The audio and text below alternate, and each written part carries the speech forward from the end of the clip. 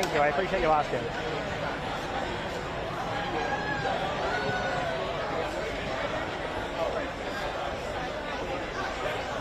Okay, Ryan's seen it.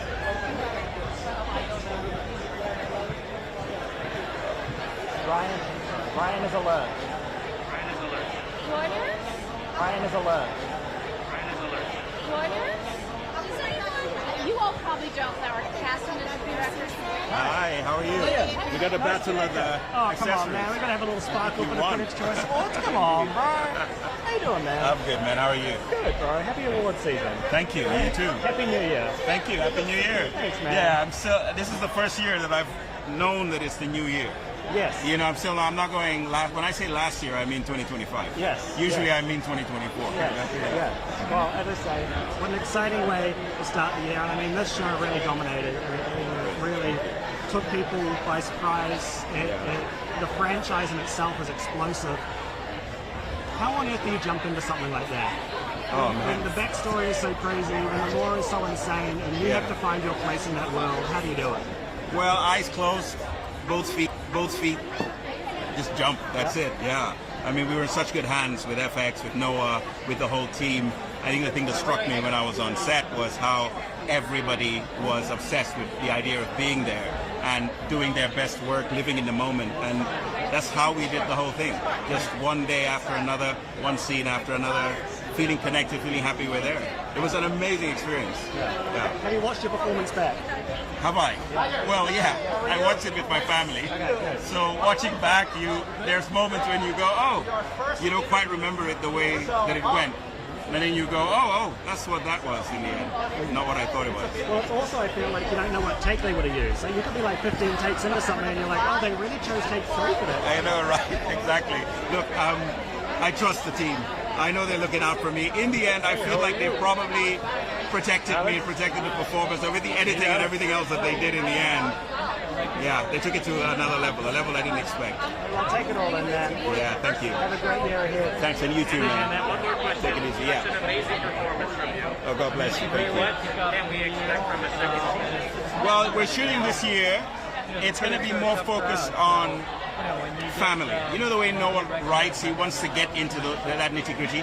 And so we want to expand the show and look at what it means in terms of family relationships. I think that's what it's going to be. I don't want to say too much about what Morrow's doing, but hold on to your horses. That's what I was going to say. Yeah. Man, I'm holding on to my horses. I can't wait. Be safe, man. All right, take it easy. Thank you. Yeah, we're sitting with Arden Cho. I'm a big fan of her. We sort of met each other on Instagram, but I've never met her in person, so I'm excited to meet her. I think she's right there, actually. Yeah, she's right down there. Well,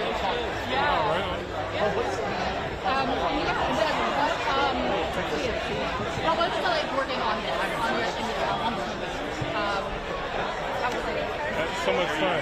My character is just so fun and ridiculous and silly and warm, and then he gets to be a coward, and he gets to come back and be, almost a hero. So it was so fun. And then Alex just in there, we were playing around, and he, let me know and encouraging, and he knew what he wanted, so we just got in there and was really playing. Craig, obviously. No, I mean, actually working with him was Hello, my friends. I just thought I'd pop in and say hi. I'm Liam McEwan with the Associated Press, and this is the 2026 Critics' Choice Award. Now, award season is well and truly underway, and this is a great precursor to kind of know what films, what TV shows we're going to be talking about over the coming months. Of course, into the grand finale of award season, the Oscars come March. Now, stay tuned over the next few hours. This is going to be a raw, unfiltered look with just this one camera of everything that goes on here on this carpet. So you're going to be getting it live as it happens. Stay tuned to the AP. More to come. All right, on. Nice to meet you, man. Welcome to the party. Thank you so much. You've had one heck of a year. How on earth are you feasting on the ground? If I was you, I'd be in Mars. I almost am. I feel very, very lucky to be here, and for me, it took off very quickly, and to have this kind of all come up so quickly and and so fast. It's overwhelming, but I have so many good support systems, and I have so many people that help keep me grounded and keep me from becoming overwhelmed. And yeah, so I feel very lucky to have relationships in my life. And at what point did you realize that your performance had resonated? How did you know? What was that telltale, like, oh, okay, this work is speaking to people?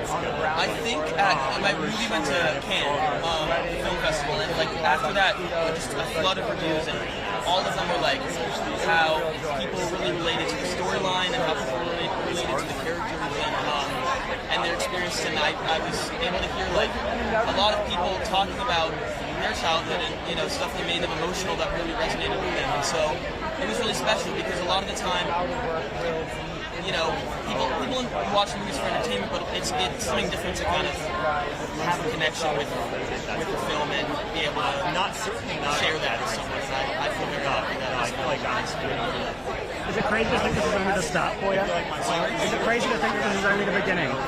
Yeah, it's I'm really looking forward to what's to come, and I can't imagine where I'm gonna go. And I started at like 8 or 9 years old, like in theater, and so I never really developed like a plan. Like if this doesn't work out, I never had a plan B. So I was like, I really hope I go somewhere in this because I don't know what I would do if this like stops for me. So hopefully, cheers to the future. Theater kids, man, taking over the world. Thank you so much. I appreciate it. Be safe, brother. All the best. Nice to meet you. Bouncing stuff off of each other, and that's what you're for. So I would love to, very much hope so.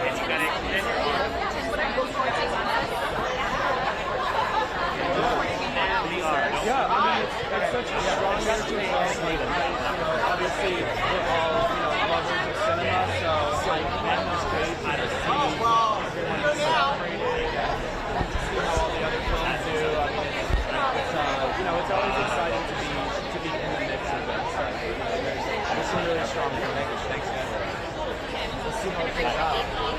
Hey, man. Hey, I like your Hey, man. Spot for the cup. Oh, man, it's the start of award season. You gotta have a try. How you feeling, bro? How am I feeling? Yeah, talk to me. I'm feeling like it's January 3rd. Yes. Is it January 3rd? I think it's the 4th. That's exactly it. Somewhere around the world, it's January 3rd. I don't even know what day it is.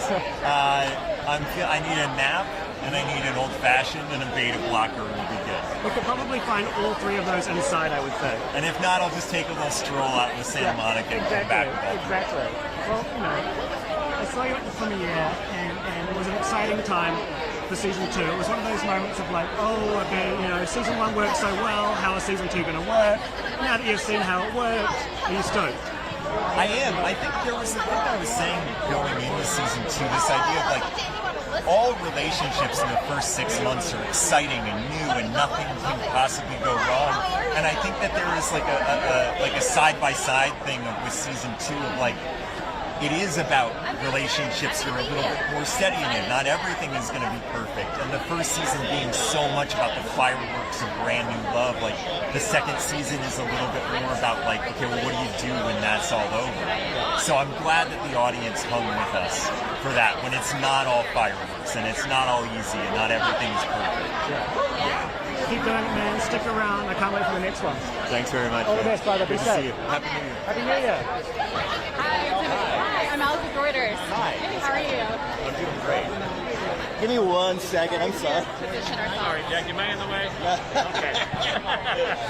All right, I'm rolling, thank you. Okay, so Nobody Wants Us was fantastic the second season. Love you indeed, by the way. Can you just talk about what it means to be here today and be recognized by people and Vince Gilligan and Arden Cho? It's fantastic. We always hope that whatever we can find an audience. And there's just so much around that it's really hard for the fantastic shows to break through. So the fact that it broke through and found a big audience is incredible. And then just being here, like the recognition is great. Hello. Hi. Hi. Liam, how you doing? I love your fans. It's a little sparkle for the start of award season. I love it. How you feeling? I'm feeling good. Thank you. Are you happy? You love this part of it?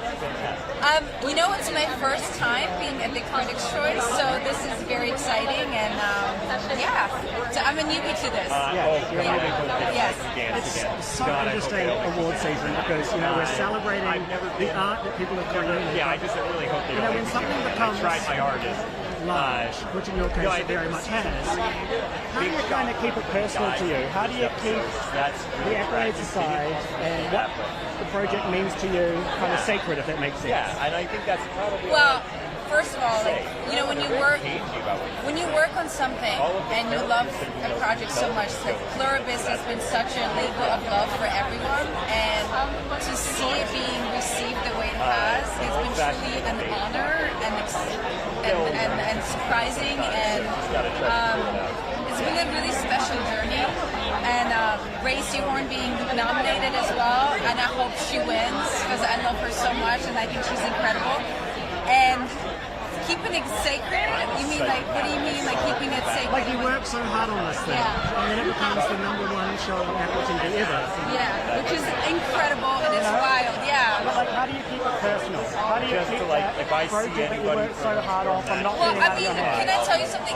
The whole project was such a secret for so long that we couldn't say anything, we couldn't talk about it. So when we finally got the chance to talk about it, it was like a relief to be able to express it and talk about it. And now to celebrate it on this level, it's been really incredible. And my kids are a huge reason to keep things very sacred, I would say. Yeah. Have the kids seen the show? Absolutely not. They're 4 and 3. Okay, so they I don't still think have time. they're not ready for it. They still have time for that. And when they do, I'm sure they will have a crazy moment of like, wow, my mum is super cool. I try to tell my kids, they don't understand what I do. This is an incredible part. So I try to explain to my kids who Vince Gilligan is, right? And they were like, they couldn't understand the concept of what he does, but when I told them that he's a helicopter pilot, he became the coolest dude in their eyes. And so he's been the helicopter pilot. I love that. To them, he's like Vince Gilligan, the helicopter pilot, which is hilarious. So they don't understand the concept of what I do and what it means, but one day, hopefully they will. One day, trust, you will be the coolest mum in town. I hope so. Well, I'll tell you one thing. When I did get to learn how to operate an excavator, I had a bunch of videos, and that made me a really cool mom in their eyes. So that's pretty cool. Why did they think you were doing that? Were they just like, oh, mum's in an excavator today? I don't think they understood it, but they thought it was pretty cool. I love it. Well, congratulations. Take it all in. Thank you so See you much. at the next This one. is really nice Be to meet safe, you. okay? All right, you too. Thank you. Hey, Ashley. Can I bring him over? Ashley. Hey, Pete. How you doing? Good, man. Thank you very much. Thank you. Bro, I love this show. You've probably heard that a lot. I have. Yeah. You have. How do you not let that get to your head? Or do you like it to get to your head? Is it a good thing? No, I'm a very, very humble man, but there's nothing that can, there's no way I can ignore what the show has done and how much love the show has gotten, and like, we're just so thankful for that. Like, I'm a young black kid. Well, my inner child is still a young black kid from Peckham, right? You know, and there was nothing in my mind that would say I would ever be in this position here talking to you. So I'm just lapping it up, bro. You know, honestly, I'm in love with this whole train. I mean, when you were shooting it, you must have known you were into something special. Or because the shooting process was so intense, was it just like, God, I hope this resonates? Like, we hadn't seen anything like this before. It was so original. It was actually like, God, I can't wait for this to be over. That's how hard it was. Like, that's how intense it was, and that's how much we knew what we was doing. You know, it had to be good. It had to be authentic because it was going to move so many people. But just didn't know it would be to this level. But I think, you know, it's just an amazing thing to be a part of. Did the one continuous shot thing kind of make it easier or harder for you to stay in character? Because you have to be in character. Like when I was watching it, I was like, what are you doing on the side? Like when the camera isn't on you, are you just like, la, la, la, la, waiting? Like what? Are you still like in the vibe? No, you're fully in. You're fully in. You stay in. Stay connected the whole time. You know, once that you hear action, train's gone, you know. And for me personally, especially in the first episode, I didn't really have a lot of off-camera time. Second one, I didn't have any. So yeah, it was really tough, like, to stay focused. But actually being in the one-shot process means you have to stay alive. You know, it forces you to be better. And I think everyone raised their levels for this show. Yeah. Why do you think it worked? I think that there was many parents around the world that had teenage children that was desperate to have a specific certain conversation that they were struggling to have because technology has taken over our lives in such a big way. And I think Adolescence gave carte blanche to those parents to just go in the kids' bedrooms, knock the door and say, listen, what's going on with your life? What are you watching? What are you doing? And I think that's why it resonated so well, you know. So yeah, I'm really pleased. When you set out to make a TV show, you want to make something entertaining and you want to move the dial a bit. You know, you want people to talk about it after, but this set off a whole chain of events that I think it's changed people's lives for the better, so I think it's really cool. That's such a good point. Like, have the conversation. What are you watching? What are you consuming behind that bedroom door? Exactly. Because, I mean, in this case, look where it could lead. Yeah, exactly. I mean, that's exactly it. Well, take it all in, man. I can't wait to see Thank you very much. all those next few steps take you. Thank you. All the best, man. Be safe. Happy New Year. Thank you. You're Kiwi. I'm a Kiwi. Where are you from? Kia ora. Kia ora. Good to meet you. Oh my God, it's been a while since How long have you got? I have been here 8 years. I've got you. I'm 15. That's a long time. 15. That's a Makes me long time. one when I left New Zealand. Exactly. Where are you from at home? I'm Auckland. Where? I'm not sure. Not sure. I'm west. I'm from Titirangi.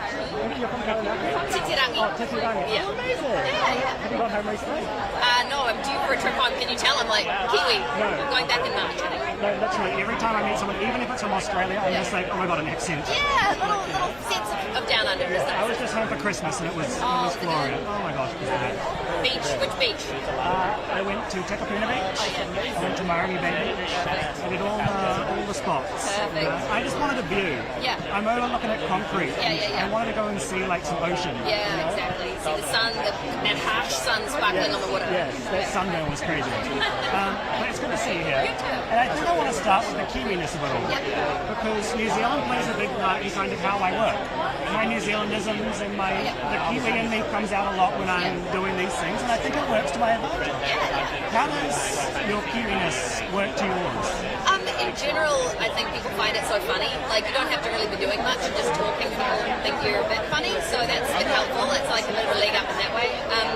It's not as helpful when you're trying to be taken seriously or with any sense of authority. Have you found that? Like, sort of speaking as if you know where you're going in an airport, that kind of stuff doesn't really fly. But, and also, it's not helpful when I improvise, because it's not necessarily the accent that throws me, it's the things that I say. Like, a good example is when they say, how are you doing? We say, how are you going? They don't say, how are you going? So it's like, even if the accent's fine, the New Zealandism fucks me. Excuse my language. That's us, we're Kiwis. That's New Zealand if we've ever seen it. And that's so fascinating. What do people back home think of all of this world that you found yourself in? I mean, like, my family's, and my best friends are still my family, my best friends, they're all like, you know, when they've come out and seen things, sometimes they can find it novel, but it's like, it's all exactly the same when I'm home, and we're doing a Wasgidge around the fire in Waiheke, and, you know, it's like everything changes, but nothing changes. I also feel like being from so far away kind of gives you a good perspective of how big something can become. Like your show, for example, like is worldwide, right? People on every corner of the planet are watching it. Does it kind of give you that perspective as well, of like how big the world is and just how far your art can go? Yeah, I mean, I remember when I was 13, vividly thinking, if anybody ever put me on a plane to fly me somewhere for a job, like that's it. That's the top goal that I ever had. I was like, to be sort of considered an interesting enough activity flown somewhere for a job. And so the fact that I get flown to Montreal to do this, like that's never left me. That's surreal. It's like, there's so many good actors in Montreal, by the way, and I'm very lucky that I get, you know, I've got this great job, and this sort of enormity of this industry in the world and everything, but you also run into the same people every 10 minutes too, so it's kind of the big and the small together is what's interesting about it. Have you been able to watch yourself on a plane yet? Have we gotten that? be honest, we film for like 6 or 7 months of the year, so I don't really watch much of it when I'm not at work because that sort of feels like work to me. But I end up watching like Grand Designs. That's my favourite show. Love Grand Designs. On my way to New Zealand, I was just watching Grand Design New Zealand. It's unbelievable. Where do these Kiwis get that money? It's insane. Or I watch old Gordon Ramsay or Anthony Bourdain. Do a lot of those kind of shows. They have a very similar television. Oh yeah?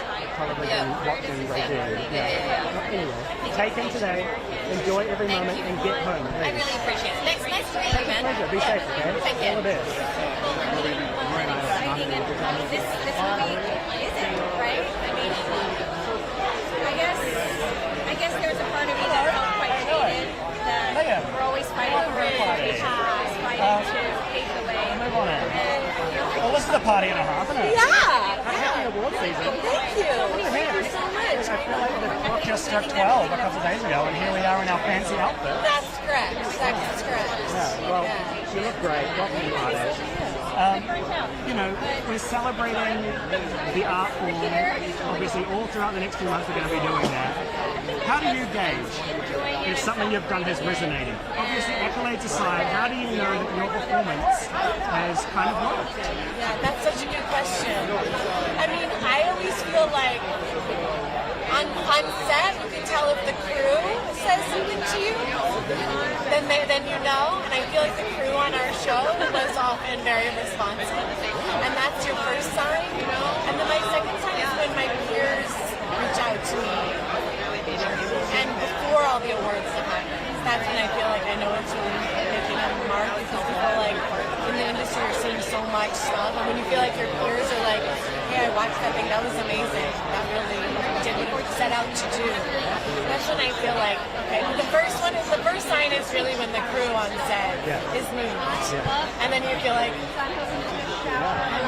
well, you say that your crew's quite reactive and they speak. Like, how do you know when a note that maybe someone on set is giving you is right versus instinct? Like, how do you pick and choose? I mean, to me, I always feel like, well, hopefully once you said yes, you already trust the people you're working with. But I feel like the collaborative energy of it is really exciting, as long as like you take your swing, and then when the note itself reveals something you haven't thought of, that's what you want. That the person who's giving you the note is like revealing an element you wouldn't have thought of. And then I feel like it's somewhere in all of that. It's kind of adding it and throwing it in the hopper so that it all combines together to make something. Well, good thing you're doing it because it worked. You're here, and I say you look glamorous. Enjoy every moment. So nice to meet you. Be safe. How about that? Thank you. Thank you so much. So, how's it feel to be here tonight? It must be crazy, right? The first award show of the season. Yeah, I can't believe it. I feel very grateful, very lucky to be here. I feel so lucky just to be on the show. So to have the show nominated and be here and celebrating the movies, how Come on in. You're looking cool, man. Looking very suave. You are too, man. Thank you, man. You saw yourself. Come on, man. It's the Critics' Choice Awards. The award season is here. And it's going to be a big one for you. You know, I'm hoping so. I really hope on behalf of our show and all of the couple hundred people that work there every day. All of these things mean a lot to them. Obviously, everyone's not here with us tonight, so I really hope this is a great night for us. And I mean, it's no secret that there's been a bunch of medical dramas before. We think we had seen it all until the pick comes along. Why did this one hit differently? Why did it resonate in a different way than some of the others have? Is it the authenticity? What is it to you? What do you put it down to? I would definitely say the authenticity. I would say also for the fact that, you know, our show is Dale said it's not just directors and ADs. We have actual doctors. We have actual emergency room doctors that are there with us, making sure we get the medicine. I've also been told how much the medical community is enjoying our show. That's a lot. You know, as a director, we don't wake up in the morning and say, I know how to do a supraclavicular subclavian. See how I got that out? That's just from script reading. We have those guys who are to help us really make it authentic. I think even after a time, and we were all on lockdown for those years, and we didn't go to doctors and we didn't go to hospitals as much, unless it was really bad. There's something refreshing about this. This is almost like we're welcoming people back to the emergency room. And I think a lot of us have questions after coming out of hibernation. And maybe we find them in the show, but at the same time, there's so many things going on with the storyline, right? But it's authentic. Authenticity is the number one thing we aim for the show. And it worked, and it resonated. How do some of the more intense moments not get to you? How do you kind of put it aside? Or is it good if it gets to you? I tend to be more of a reactionary director. I won't give you a spoiler, but in this season, it was something I was directing in a later episode of this season. And I remember after our first 3 takes, each one, got up from my chair and I walked out. And I went 10-1, which is our code in this business for struggle break time, bathroom, whatever it is. Because my eyes were filled with tears every single time. Now, the performers this year were just as great as the performers season 1. And if there were some tear-jerking moments season 1, we've definitely been selling short on that for season 2. And in dealing with those moments, because the medicine is real, because the doctors are there, and we now, as human beings, are directing a scene when we're there taking it in. It's really hard not to let that affect you. Maybe there are others that it didn't. I'm a big softness. The best art moves, man. I agree. It's hard to really get. It's just a true raw human condition, and it's really hard, I believe, for myself, just not to be moved by it. Every day of the show, we show you a true raw human condition. Thank you, man. Thank you, Liam. Appreciate you, man. Thank you so much, man.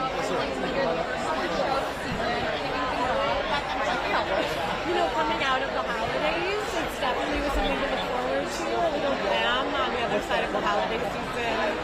Everything is at its darkest, It's been really exciting also to get to see your friends and your peers and celebrate everybody have a little moment of busyness.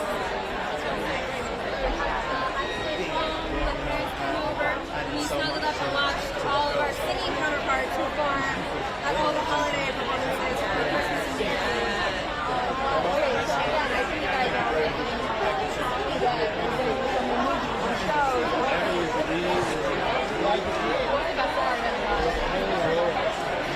I've been close friends with Michael Chernus. They've been making friends with her forever. They moved together many, many years ago.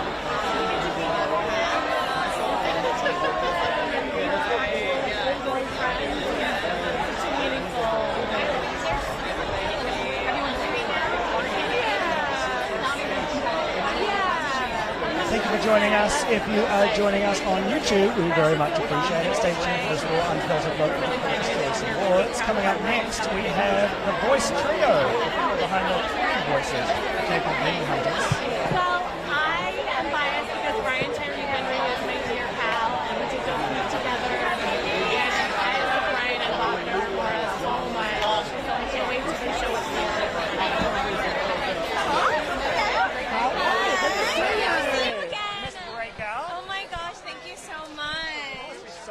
Hi. Hi. I'm Liam. Jiyoung. Hi. Liam. Hey. How you doing? Nice to meet you. Nice to meet you. You guys look amazing.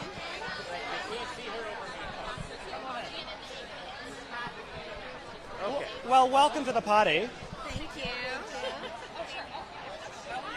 I feel like the last few months for all of you has just been so insane. No, I'm literally I just got back from Italy, and so I'm on 3 hours of sleep right now. I'm not quite sure, but we're here. Have to be here for the next few months because I have a feeling it's going to be a big few months for the whole KPop Demon Hunters gang. It's interesting. I've spoken to a lot of the people that have worked on this, and I just get a little bit icky when the conversation turns to how big something gets. Oh, it's doing this, it's breaking records. Yes, it's good to talk about that. But how do you not let that take away from what it means to you, what the project means to you? All the outside noise.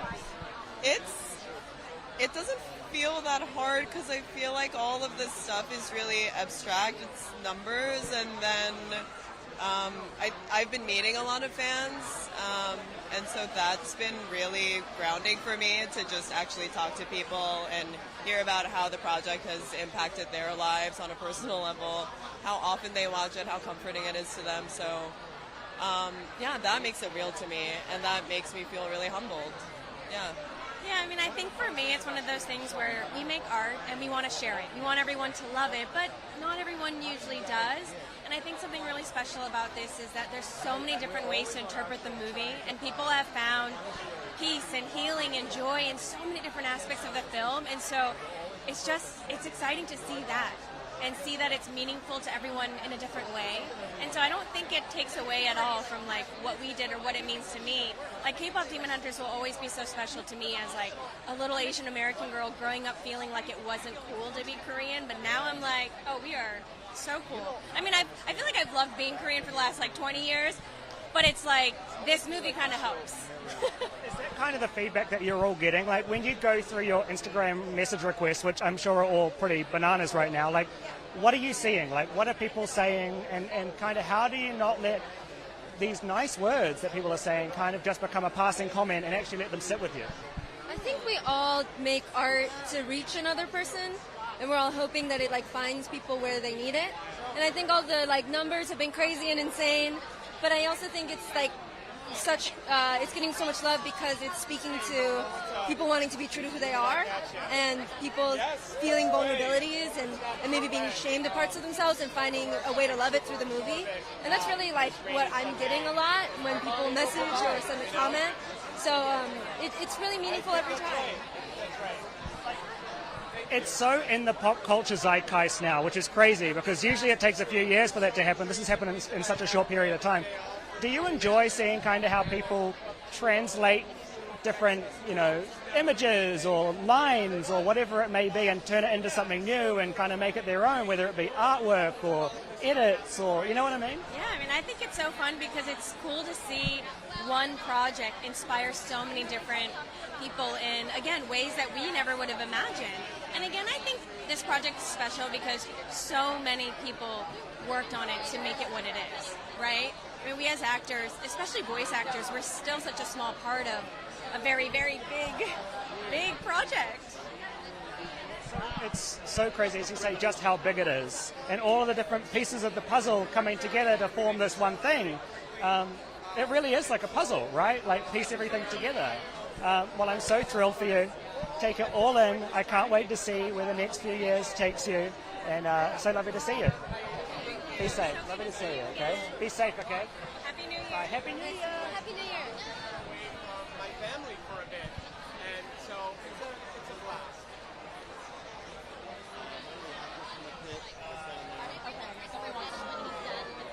He's nominated for Abbott Elementary. Hi, I also have Sherry Cola. She's presenting tonight from Shrinking. We'll have to pass on that. Okay. Thank you. Thank you, though.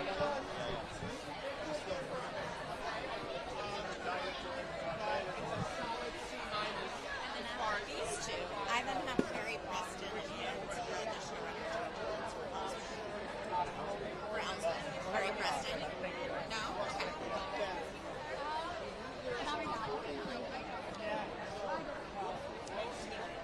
Deborah Klein at the Diplomat, the showrunner.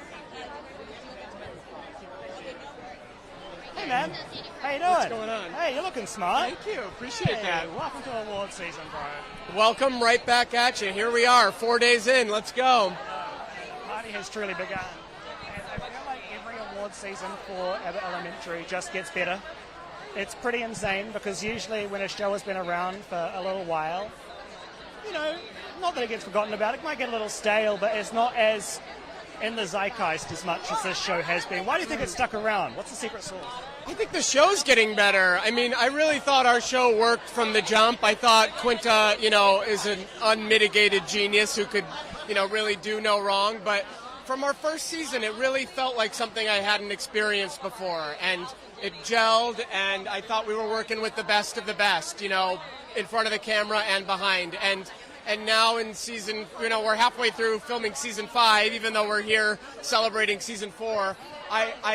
I can't believe it, but this is going to be the best season we've done yet. It's just, we all speak the same language now. We're all really trying to make each other laugh. And our writers are writing for us in a way that they never could or have before. And so, we're taking some big swings this year, and I'm so excited for people to see it. And it's not lost on me that we get to be here, 5 seasons in a row. I feel as much as we're making the show very much for ourselves, to be recognized, to be honored in this way, especially by critics, is humbling. So, here for it. 5 seasons, I mean, not many people get that, but when you are 5 seasons deep and you take that time off in between, right, maybe a year, a couple of months, whatever it may be in between seasons, how do you ensure that you come back and you're the same character that you were a year ago, if that makes sense? Yes, it's good acting, but do you see the same character within every season, or can you see slight differences? The line between Jacob and Chris is getting very blurry. Like I said, our writers are just as much experts on these characters now as we are.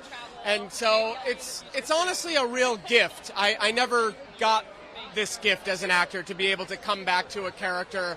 I certainly never expected to play a character for 5 years. And there's something kind of magical that happens in that hiatus time. The dust sort of settles and it just lives in you a little deeper. And I wish every actor that, that blessing. So yeah, it's not lost on me what a gift that is. Like getting to go away and come back to it. Thank you, brother. Back at you. Have a good night. You too.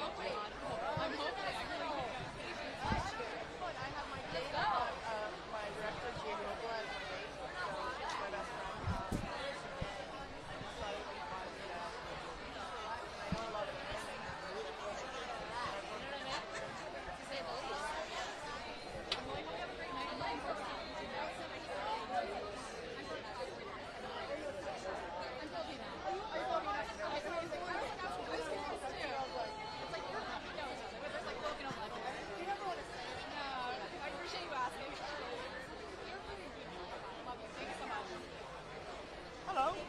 I'm Liam. Hi. Nice to meet you. Autumn. Critics' Choice Award. Oh, thank you so much. Welcome to awards season. Like your thing. Sparkle for the Critics' Choice. Yeah.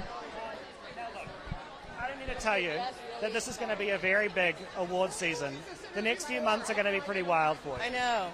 This is my first, I've been doing a lot of stuff. This is my first, thing. The lights. I've been to, smaller stuff. Doing a lot of press, but not this big yet. If you hadn't told me, I wouldn't have known. Oh, okay. Cool. Yeah. Now, look. You're going to hate me for this, but I watched this on a plane.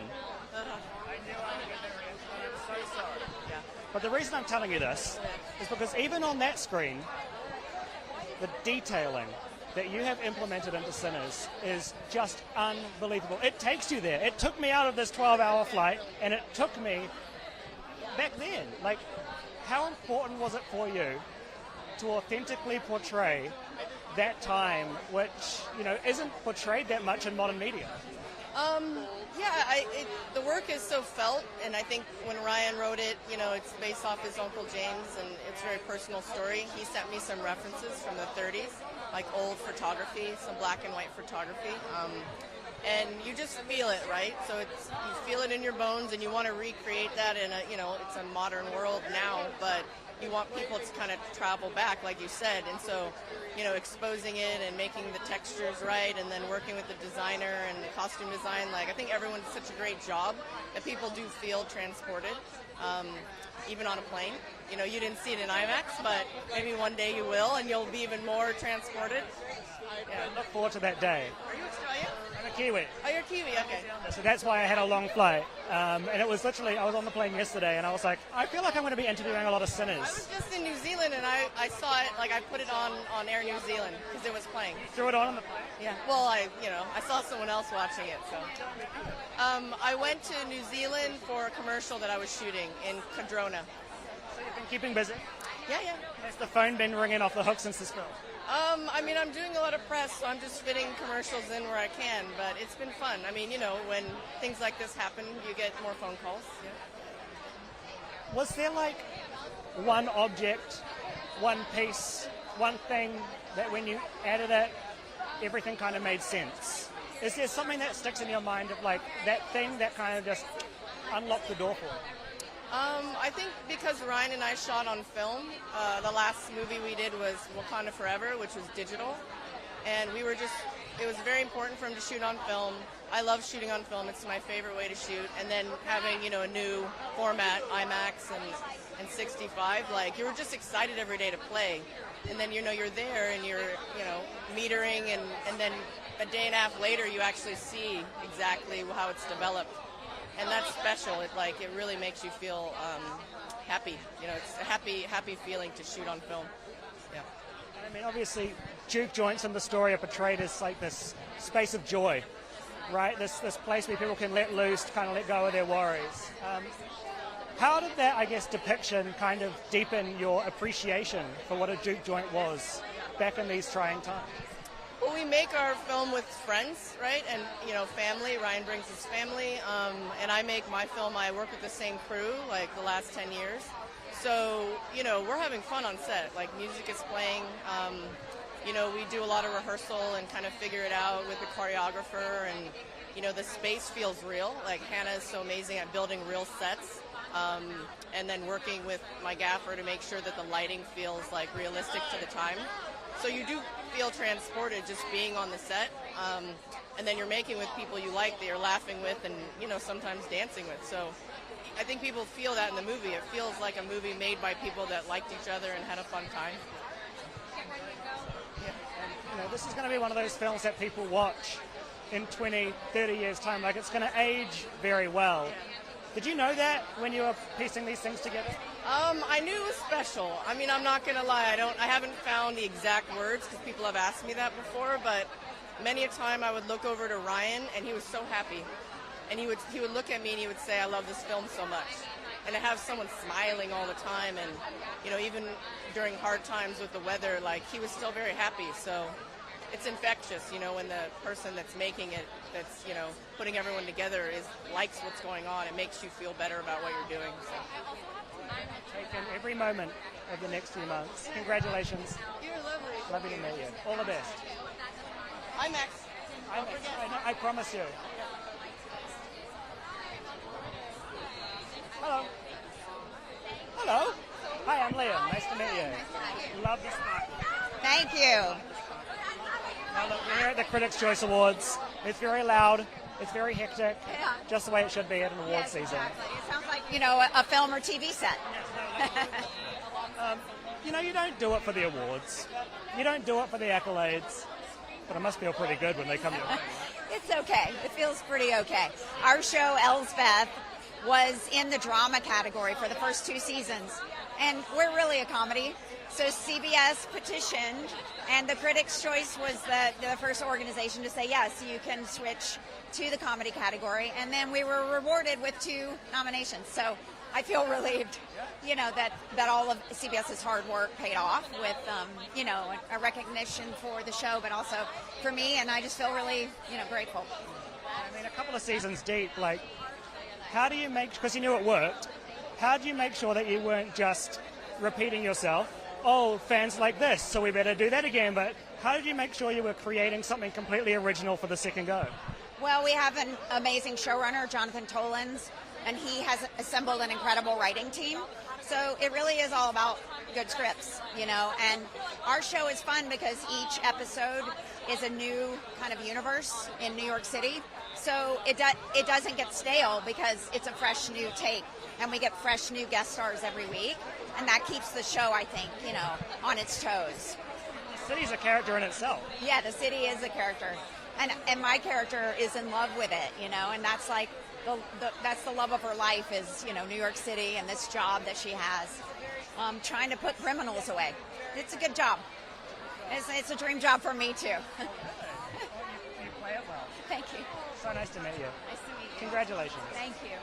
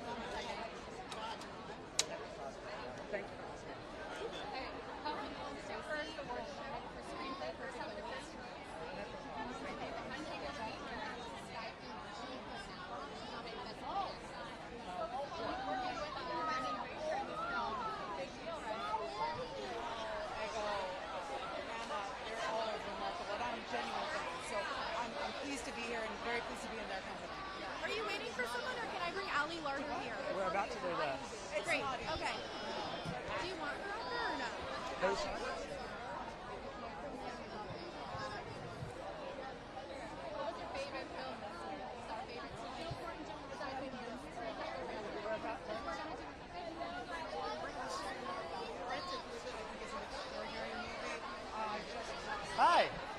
How you doing? Liam, nice to meet you. Joe. Hi. Joe. Liam, nice to meet you. Come on in, fellas. Now I don't need to tell you that Ghost is huge. Ghost has done what it needed to do. It's out there in the world. I mean, when you're working on something like this, is it a moment of just like, God, I hope this resonates? And then when it does, are the things that resonate the thing that you think, that you thought would resonate, if that makes sense? Well, we adapted it from the English show, so we knew there was something there. We knew there was a concept that was that worked and that was great. It was just, could we pull it off? So you hope that's the case, and we've just been so thrilled with the reception that we've gotten from the public, and people love the show, and we've gotten to make so many episodes. And as far as what you think resonates, I would say, we're trying to make everything resonate. So it's not a huge surprise. Yeah. Go online and see what the fans are saying, or do you try to keep that out of sight, out of mind? Like, what's your relationship to kind of having that wall between you? Yeah, like incessantly. I definitely check it out. I don't know. I like to see what the response. When you're writing a television show, it's not like doing live theater or something. You're just sending something out into a void. So it's interesting to see what people say and what sparks ideas just off of their questions. Yeah, sometimes they'll point out sort of seemingly plot holes that are inconsistencies, and we'll talk about that in the room and think about ways where we can address that and turn them into stories. We've gotten a handful of episodes that way, just talking about like things that people have pointed out that are either not incorrect, but are sort of like cause questions. Keep doing you. It's working. Thank you so Thanks, much. Really, Liam. thank All the you best. so much. Be safe. Appreciate it. Enjoy. Thank you.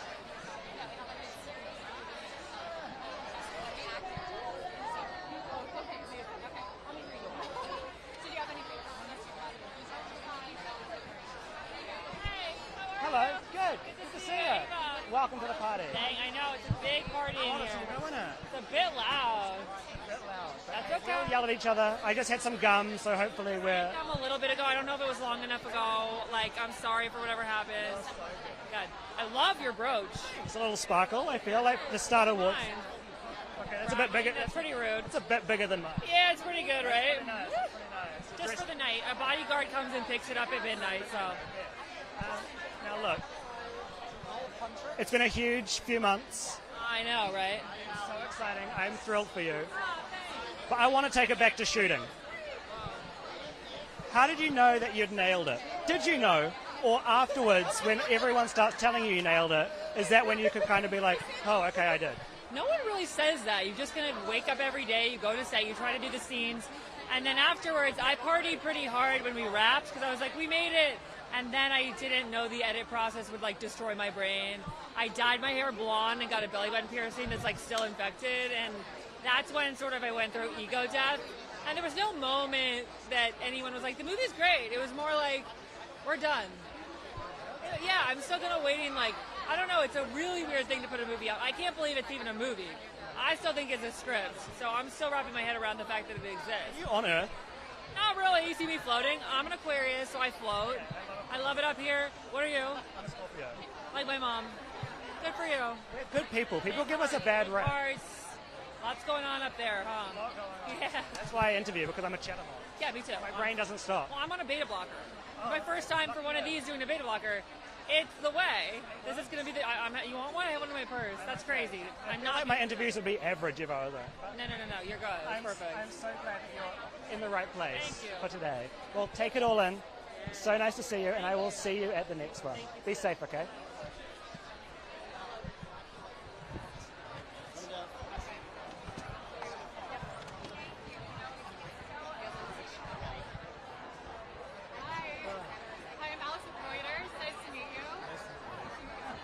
Thank you so much for doing this.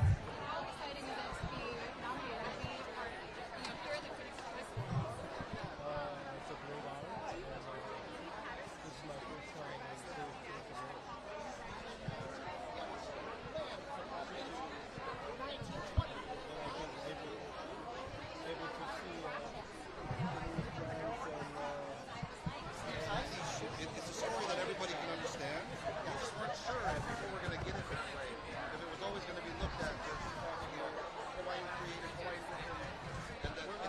is Huntrix.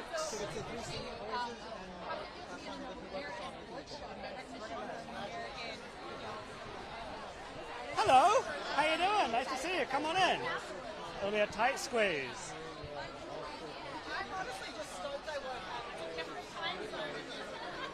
Come on in. Be with me. Hello. Hi, everyone. Hi, superstars. Happy New Year. Happy New Year. Come on in. Come on in. Now, look. You don't need me to tell you how crazy things have been, how unbelievable things have been. But I'm curious how working on this has kind of shown you what you're capable of in terms of doing your own thing individually, because I know you've all done your own solo music. Like, what have you been able to take from this that'll kind of help you in your own worlds? You know what I mean? It's a great question.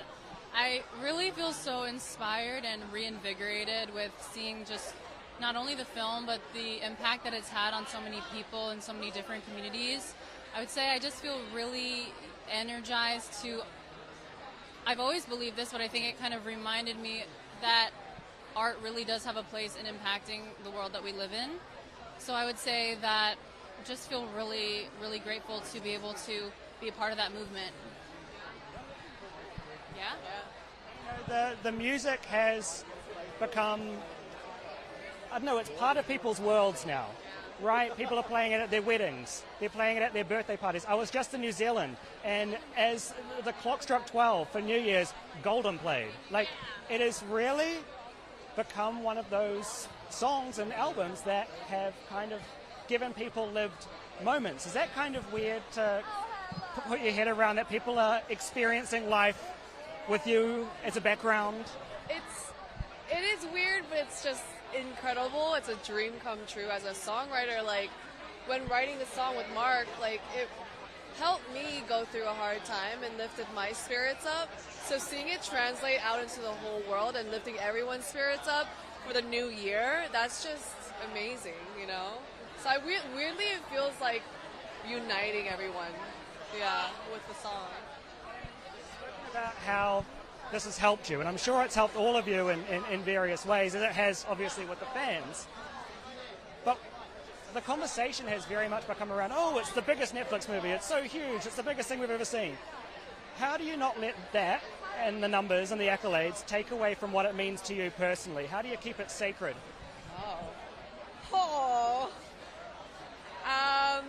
Listening to my old demos, I'm kidding. Yeah. Well, honestly, just the fans' response, though, because the way they're responding is how I responded, right? Yeah, I was gonna say, I think they really feed into each other. You know, I feel like as you know, Korean women, as minorities, like this is a moment of feeling a lot of redemption in a sense, and I think that they really do feed into each other, like this sense of selfhood. And then also the way people are receiving that is kind of new in a sense for us, and I think we're just embracing that. I just call my older sister, and she reminds me I'm just a human being, and she's very good at humbling me. So, yeah. As soon as my head gets too big, I call her, and she's like, who do you think you are? Exactly. And, you know, you've been doing performances left, right, and centre. We spoke about in a previous interview how obviously being a real group was never the goal. Now here you are, New Year's Rockin' Eve, this, Thanksgiving Day, blah, blah, blah. You get the gist. How are you protecting your voices right now? Like, how are you making sure that your instrument that you very much need to have for the next 3 months is protected and safe? I'm wearing a mask everywhere so I don't get sick. I got sick six times in a row since like July, August. Oh my God, so many. Bronchitis twice, so it's just like trying not to get sick is the main thing. But yeah. It's been so hard for me sitting on the couch, just watching them perform, protecting my voice, drinking tea. You know, I've been doing my best, but you know, yeah. I'm fascinated by your story because I watched the video of how you created the song, and you really piece it together, and I don't think, you know, it's so interesting because the music can live by itself as its own product, and then in the film, and then it all just gets married and it becomes this big thing. The writing process was really fascinating, and because it was so I don't know, you worked so hard to bring this piece together. As you say, you can sit back, relax, and see the girls shine. Is it weird that this little thing that you had on your phone is now explosive? Yeah, 1,000,000%. I mean, even to the question about, like, you make something personal and how it feels to have it be received by the world. I think all of us in different ways, I mean, writing, singing, but everyone who worked on the movie, you know, we're in our own tunnel making something that means something to us, and you hope that it resonates, but you never know, project to project, song to song, and to see a response like that from something so personal that we all made together, I think, is part of what the balance is, in a way. And the fans want to know, when are we going to hear some other songs live? How do I answer that question? I'm waiting to hear what it sounds like. Come on, girls. I mean, we want to do it. We want to. But, you know. Look, I'll do it. I'll do it. I'll sing a cappella. We'll Y'all just, well, we just wait. Be patient. Patience is a virtue. I'll be patient. Anyway, so nice to see you. Be safe. Take it all in, okay? Enjoy. Bye. Happy to see you. Bye. That was Huntrix, the singing voices from KPop Demon Hunters. If you don't know their song Golden, you would be living under a rock.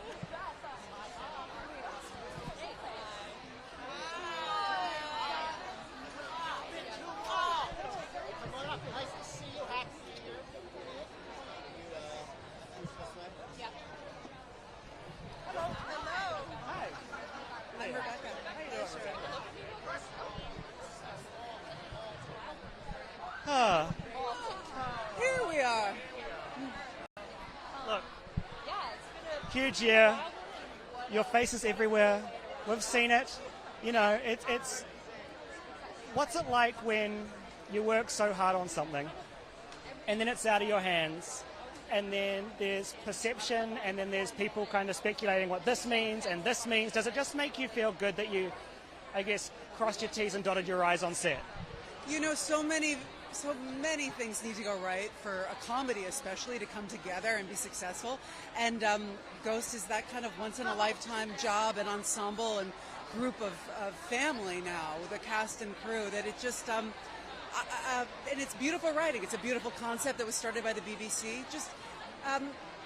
it's a great joy. So thank you for saying that it's come together and we've dotted our I's and crossed our T's. It feels that way. It's a great pleasure to perform, and getting recognized for playing this role is a cherry on top. How do you know that you'd nailed it? Or did you not until you saw it? I knew the second I read the pilot script that it was a genius concept, and I knew that I knew how to play this character. So to get recognition for it is, yeah. And to answer your question with comedy, I mean, in the theater, you know when the audience responds, but with our show, we know when our crew responds, and when we can make one another laugh. It's a true old-school ensemble comedy, and we delight each other with our ridiculousness every day. So it's a great pleasure. That's how we know it's funny, when we're delighting one another. Take it all in. I can't wait to see the next steps of this journey, and enjoy awards season. Thank you very much indeed. Have a great night. Bye.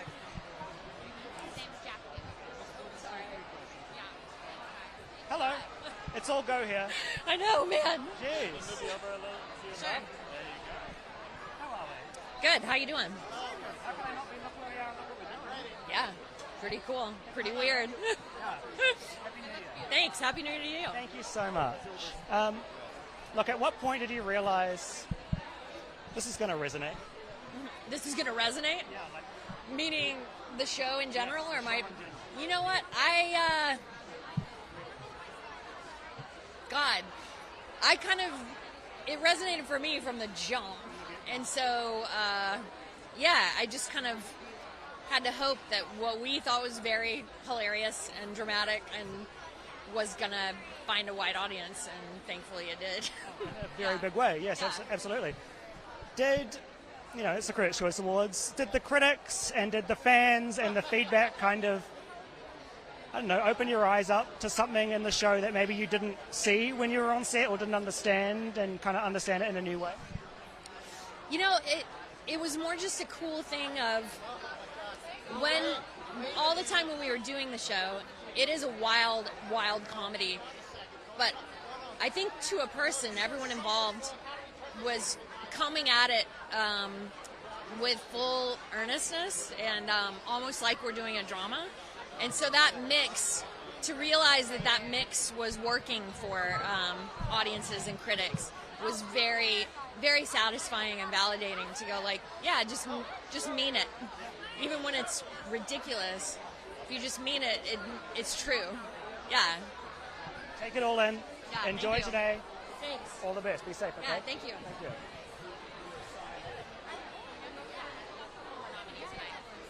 Hello. Hi, sir. Nice to meet I'm you. Liam. Nice to meet you. I love this detail. Thank you. I love this too. Thank you, sir. We're sparkly brothers today, eh? A little sparkle for the carpet. Yes. Now look, my friend. This is a good show. Yeah. But I've never been here. This is my first time. Used to the red carpets now, right? You've done a few of it. Yeah. Yeah, I've been red carpet a lot, but not in Critics' Choice Awards. Yeah. But this is amazing. Yeah. To say it's the Critics' Choice Awards, and we're celebrating kind of the art form and the reviews and what people know and take away from the show. Did the critics or the fans notice anything in your show that maybe you didn't even realize? 평론가들이 해준 말 중에 배우님이 직접 봤을 때 모르셨거나 이렇게 미처 몰랐던 그런 거를 배운 그런 순간이 있었을까요? When I went to Venice Film Festival, after the screening, one of the critic wrote an article, and he said, I did slapstick comedy in No Other Choice, but I've never thought I'm doing it when I'm filming it. But yeah, that was surprising. Really interesting to hear. Yeah. In something like this, how do you make the 20th take of something feel just as fresh as it did the first time? How do you keep it constantly fresh? That's what I do. That's our job. So I need to clean up my emotions and everything inside. We need to do it very quick. We need to go, from the beginning, and we need to do it again. Yeah, that's our job. So maybe I'm kind of used to it now. Then what goes through the mind when you hear the word action? When you're in the zone, the cameras are rolling, action. Are you thinking, or do all thoughts leave your head and you just serve the scene? 그 액션이라고 불렀을 때 생각을 많이 하시는 편인가요? 아니면 생각을 다 놓고 감정에 충실히 하시는 편인가요? Yeah, thinking is not good for acting. Yeah. Sometimes, if director asks me something to do, then I have to think a little bit. But mostly, it's up to emotions. Yeah. What did you need to, I guess, unlearn about what you thought acting was to get into this role? Was there anything that you had to really kind of change your ways to find that character? 연기에 대해 잘못 알고 있었던 것이 있으셨을까요? 또 고쳐야 됐던 점, 연기를 하시면서 배우시면서. 내가 뭘 보여줘야 되겠다. 그러니까 뭐 다른 말로 얘기하면 시청자나 혹은 관객을 의식하는 그 사람들이 내 어떤 감정을 차려야 한다라는 그런 생각을 가지는 순간 연기는 만들어지는 그런 자기적인 모습으로 비춰질 때가 있어요. 그래서 연기를 할 때는 온전한 자기 감정을 믿는 수밖에 없다고 생각을 해요. 뭔가를 보여주려고 하는 순간 그 순간 되게 자기적인 것들이 나올 수밖에 없다는 생각이 들어요. I think a tendency to really want to show the audience something and really express a very specific type of emotion. I think that's when the acting feels very made and artificial. So I'm very aware of that. Just being focused on my own internal emotions instead of trying to show the audience something in particular. Of course, I mean, between all the different things you've done over the last few years, you've had a big few years. Are you now able to, I guess, be a little bit more selective with the roles that you want to take on? And how do you pick and choose at this point when you've had so many projects that have just been so big? 많은 프로젝트가 성공적이었었는데 그 다음 프로젝트를 어떻게 선택하시는지 그런 기준이 어떻게 되는지 궁금합니다. The most important thing is fun. Yeah, it's very subjective point of view, but if I feel like that, then I do it. Whatever message is. Do you know it's fun as soon as you've read the script? Like, at what point do you realize, oh, this is fun? What is that thing that makes it fun for you? 그 재미라는 것은 상당히 주관적인 거여서 굉장히 우울한 영화임에도 불구하고 그것을 다 읽었을 때 나에게 어떤 감정의 움직임을 줬다면 그것 또한 난 재미라고 느껴요. I think this fun is very subjective. So even if it's like a very depressing story, I think there can be fun that is reaped from that. So I think I can be really emotionally moved by that, and that could be fun for me. Keep having fun, man. Thank you very much. That works for you. Thank you. Thank you. All the best.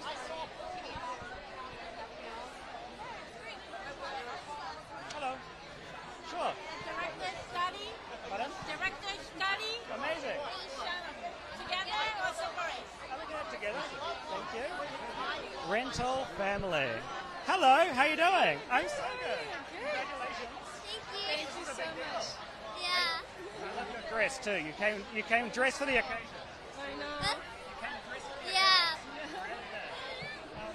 To me, what have the last few months been like for you? And what's it like coming to something like this? And some of the biggest stars in the world are fans. They've seen the show. Do you know what I mean? Is that crazy?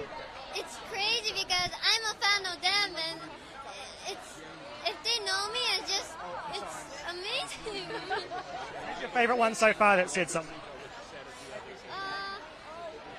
Sorry, one more time, please. Who's your favorite person that said something to you that you're a fan of? So many. So what was the question again? With all the stars here, like, has anybody that you're a fan of come up to say hello? Oh. No. No, so I misunderstood your question. Okay. Look, I mean, it's one of those events where there are so many people that you look up to, and this is only just the beginning of your career. Do you aspire to be like some of these amazing people? Because, I mean, you've started pretty well. Yeah. This is quite special, right? Yeah. We're very proud of her, and I'm so happy to be here to support. Yeah.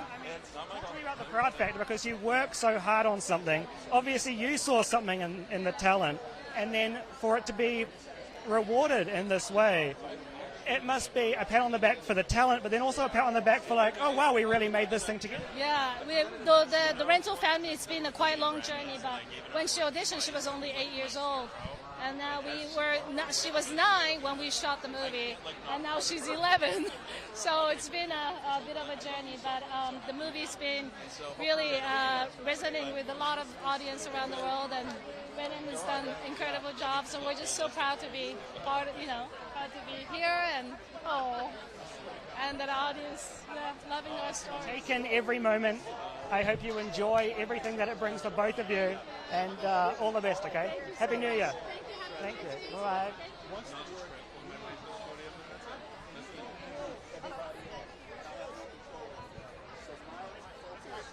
Hello. How you doing? Sparkle, sparkle, sparkle. I'm upset. Oh, yeah, gotta bring the sparkle. You have to have sparkles on the carpet for Critics' Choice. Come on. Now talk to me. You know, the big telltale for a good actor/actress is, I think, the face, right? How they move or don't move the face. How do you not overthink that? When you've got a camera right here, how do you not get in your head about, oh, my face is doing this right now, this angle or this? Sometimes I imagine that the camera is another person in the scene. That they're just there to supervise and observe. But you have to cut out the noise, and you just have to focus. And one thing about working on Matlock with Kathy Bates is you have to be an active listener while also feeling all your feelings and knowing your lines. And it is an art form. It's why we're here. It's why we're getting awarded for this type of craft, because it isn't easy. We make it look easy because we're having so much fun. But yeah, it takes a lot of work. You have to consider everyone's role, from lighting to hair to makeup to wardrobe to sound.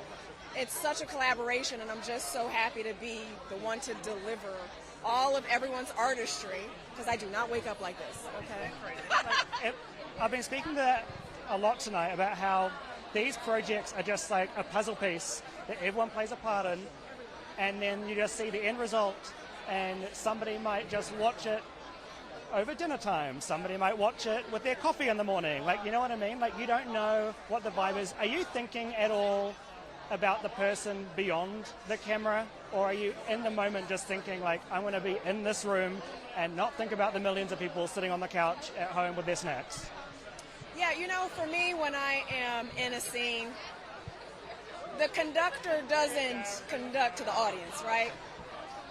You have to go towards your orchestra, and that is my crew. And that is the writing, and that's what I focus on. I have to turn my back on the audience in order to make music, in order to make magic.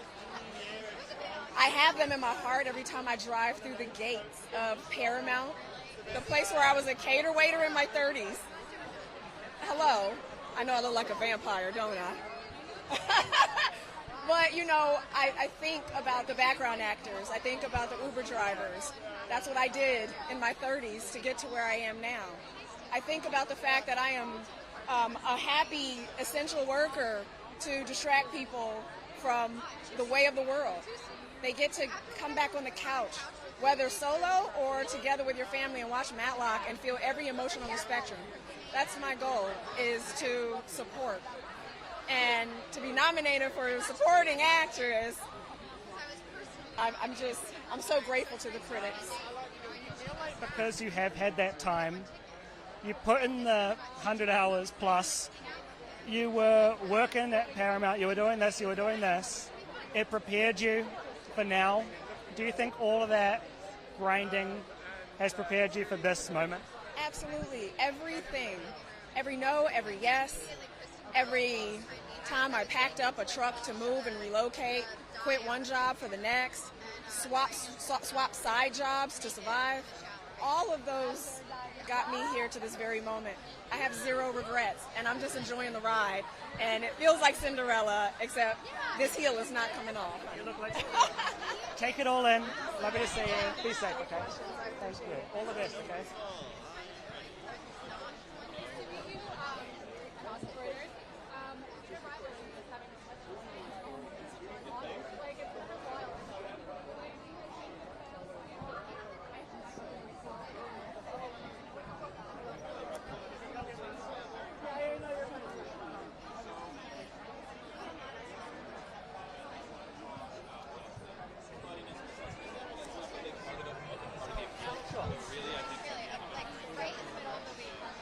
Hello.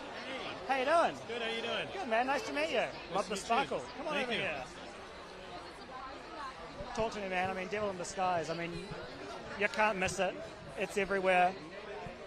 When something becomes explosive in the way that this project has, how do you not overthink every little thing you did? Are you picking it apart yourself in the same way that the fans are? Well, because our show is based on a true story, and 33 young men and boys' lives were lost, you overanalyze every single choice. Everything we did was so intentional. Our show focuses on the victims in a way that I feel like is different from other shows like this. But yeah, of course, you go back and you sort of overanalyze and think, should I have done this differently or should I have done that differently? But being nominated for Best Lead Actor in a Limited Series is such an honor, because the critics, they see everything. And so it's a huge moment, and it's a huge validation. So you want to do it justice, right, for the victims. How do you not let the rough moments get to you? Or do you think it's good when it does?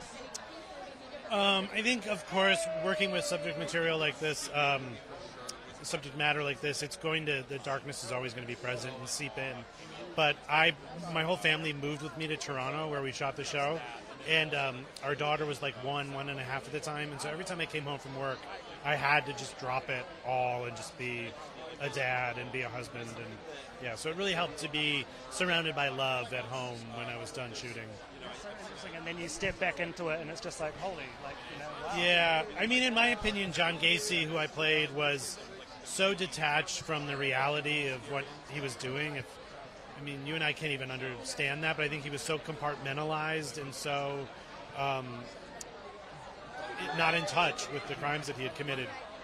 So in a way, when I was playing him, the darkness wasn't really present because it wasn't present for him. It was once we were done at the end of the day and I go back to my trailer that it would kind of all come crashing down on me. I mean, when you're stepping into the shoes of someone like that,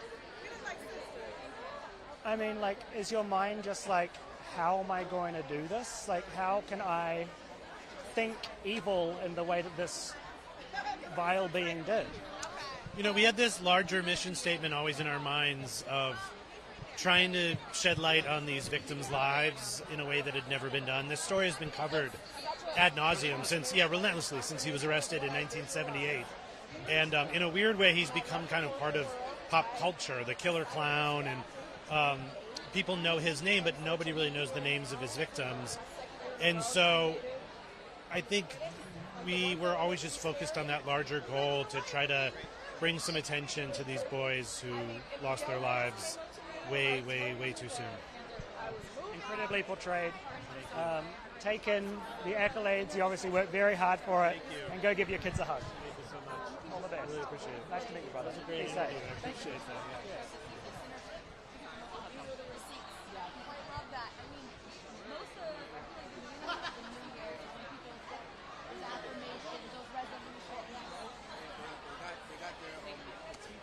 Hello. Hi, I'm Liam. Liam? Yeah. How are you? Good, man. How are you? Irish? I'm a Kiwi, New Zealander. Oh wow. Okay. Where your people from? New Zealand. No, but where your like people before them? Oh, like the ancestor. Because Liam is, I don't know, Gaelic or Scottish or something. My last name's McEwan, so. Oh, totally. Scottish, Irish, something like that. Yeah. I have no idea. All I know is I'm a proud Kiwi, and that's all I've ever known. Good for you, man. Thank Good you, for man. you. Hey, it's nice to meet you. God bless you. You too. Are you just on cloud nine about how the last 6-7 months have played out? I'm very, very, I'm deeply gratified, and I'm deeply thankful. I'm past a certain point. I don't have the words. I can't articulate how moved and moving it is that this work is eliciting the kind of response that it has. Did you know that it would? No. I knew we had a particular and special piece of material. I knew that. I was not sure how audiences would respond because I hoped that audiences would not be expecting from Ryan Coogler. I hoped that they would not be expecting Black Panther 3. And I hoped that this film would be accepted and responded to on its own terms. And it has been. But I can't say that I knew that up front. I think it was really special and interesting to see a really interesting period of time be represented. Historically, you mean? Absolutely. Be represented in a modern way. No question. I felt from the first time reading this script that it was a very, very contemporary story. And so to hear you say that, it just kind of corroborates once again what I felt initially, because it is one of the genius aspects of this work is that even though it's set in 1932, it is very contemporary, and that's one of the strengths of this film. I mean, it's definitely going to be one of those films that people study for decades to come. I hope so. Knock on wood. People are going to be talking about Sinners in 20, 30 years' time. They'll be watching it in film studies. They'll be talking about it because there is so much to unpack with it. Yes, there's the racial history. Cinematography is beautiful. Acting is amazing. It just comes together, creates this puzzle that we haven't seen.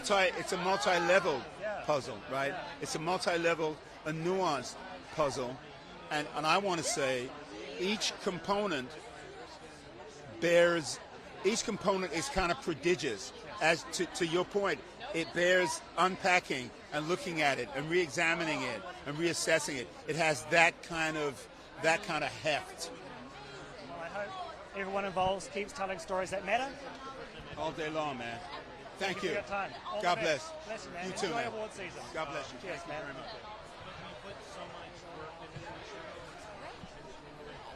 Hi.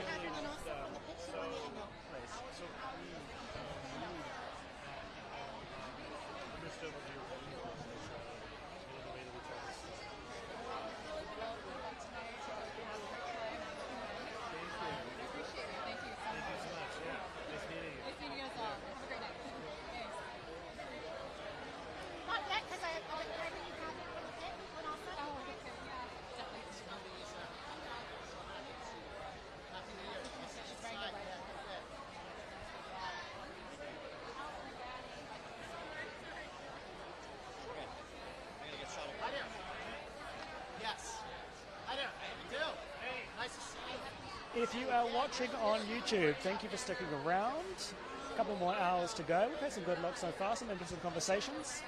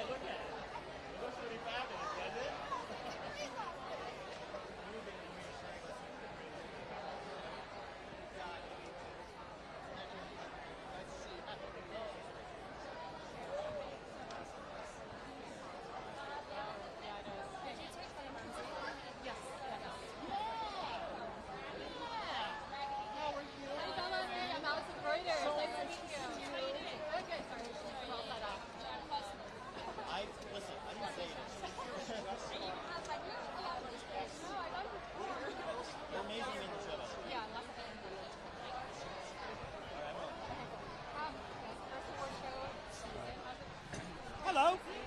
How you doing? Come on in. I'm here. Happy New Year. Thank you. How the heck are we? What'd you say? How the heck are we? We're very good. I see my pals, Alicia, Skye, looking for Rhea. It's a reunion. I know.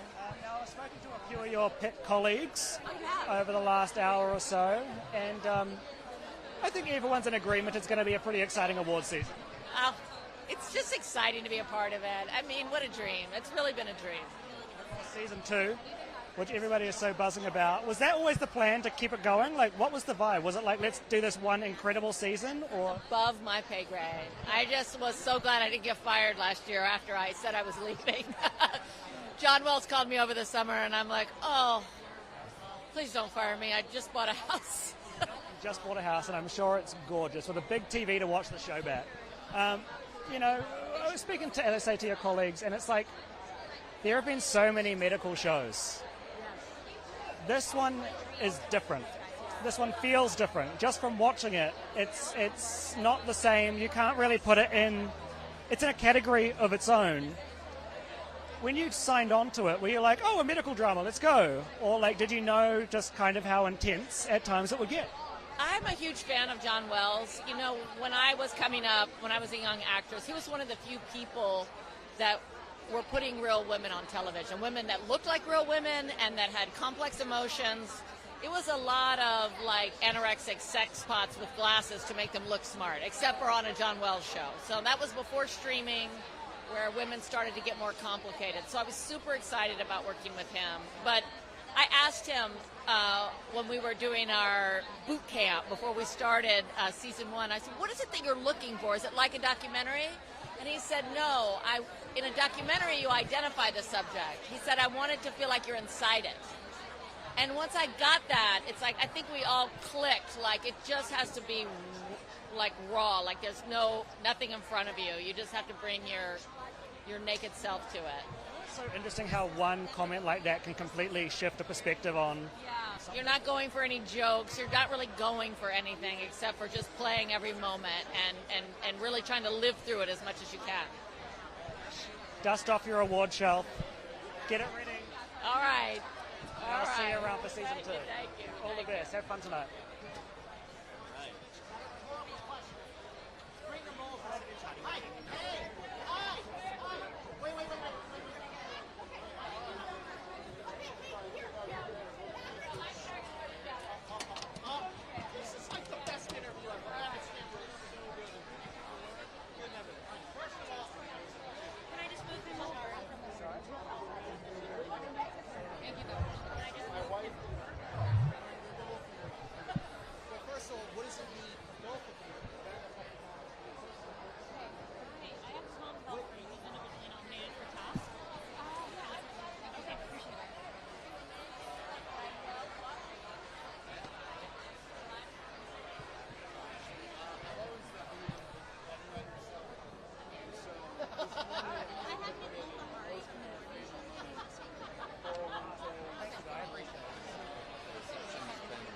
Hello.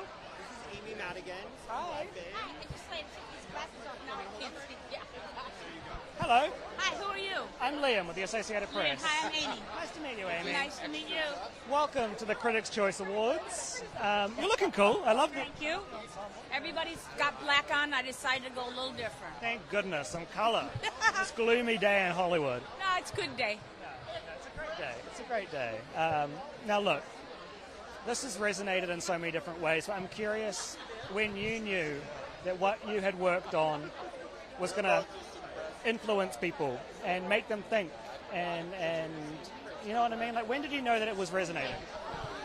Well, when I first read the script, to be honest with you, I knew it was a very special piece of work. And the character I play, Aunt Gladys, I just kind of fell in love with her. She's an outsider, and she knows exactly what she has to do. She has a lot of confidence. And I just knew the piece itself, broken down in chapters, people were going to really get the story. So I kind of knew from the beginning, and then when we were working on the film, I went, oh, I think this is going to be a good film. But I had no idea that Aunt Gladys, boom, would explode like that. I really didn't. So that's a great surprise and a great honor. It's on so many people's favorite film lists of the last year. I mean, how did you know when you'd found who you wanted her to be? You know what I mean? Because you're taking words, and then you have to create a being out of them. You're taking the script. When did you find that, and how did you find that? I found it very much with the hair, makeup, special effects, and the costume team. And everybody I talk to, I always mention them because we started from the ground up. And let's say it says, oh, she has red hair. Well, there's a million ways you can do it. We worked very hard and did a lot of prep for that. And Zach Kreger, who wrote and directed the film, he really knew what he wanted, but he's a great collaborator. And once that was all together, I was like, I know exactly who this person is. And I just played her straight, you know? You know, you've had a pretty incredible career, but has the phone been ringing like crazy after this one? I don't know. What did you want to know, really? Put your phone number online. Let them call. I don't know about that. Maybe. There's going to be some good people here tonight. Slip your card into people. All right. That sounds like a good idea. All the best. I Hey, can't wait Liam. to see where this journey Okay. continues in your world. Thank you. Thank you. Be safe.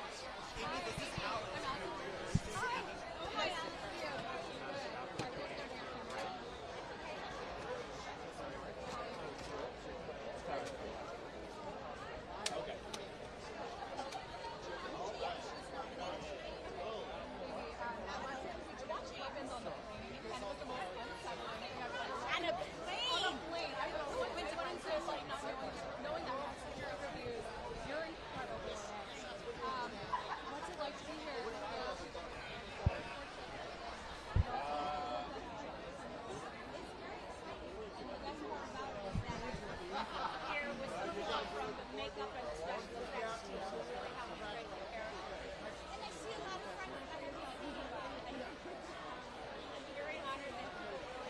Hello.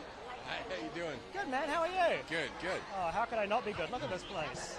It's a Critics' Choice Award. Yes, it is. It's the start of award season. Kicking it off. And I have a feeling it's going to be a good one for you guys. Well, we'll see. We'll see. Happy to be here. Happy to be nominated. You know, proud to represent the people in the show. Can't be here, so. It's one of those shows that hasn't gotten stale. And I mean this in a really nice way. A lot of shows, a little while in, start to, fade away. But this one has stayed consistent. How? You talking about Task or the Critics' Choice Awards? 2.5. Okay. I think sometimes when you can tell a story where all the characters in it are complex and relatable, that people are drawn to that. I know that sounds simple, but I think Brad wrote that, and I think we're able to kind of bring it to life in a way that people respond to. It's like there's kind of no hero and there's kind of no villain. And HBO was fully behind it, which never hurts. I mean, that's a great backing to have right there. What does the HBO of it all bring, other than good budget, good this? Like, what does that kind of bring to a project? Well, HBO's daddy. They were the first ones. They've been doing it the best, the longest. And they're also, just more curated because I think they're producing less shows, right, than a lot of the other competition that they have. And so, yeah, I mean, like all things, repetition, practice, usually you get better at a thing, Do you get free Macs? No. What? You're on it. I hate to spoil it. You don't get free anything. Oh, no work perks? No, not for me anyway. Maybe I need a better deal. Maybe you could just ask. Take it in, brother. Be safe, man.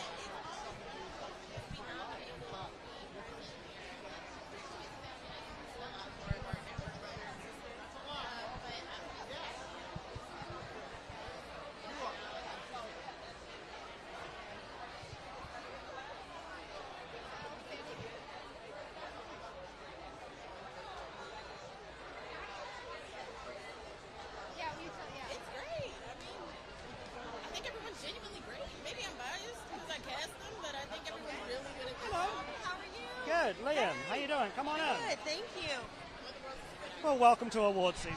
Yes. You are so deep in it right now. Yes. You don't do it for the accolades. You've been doing it for a while, so we know how much you love it. Does this feel like a long time coming? All of this shine? Oh man, well,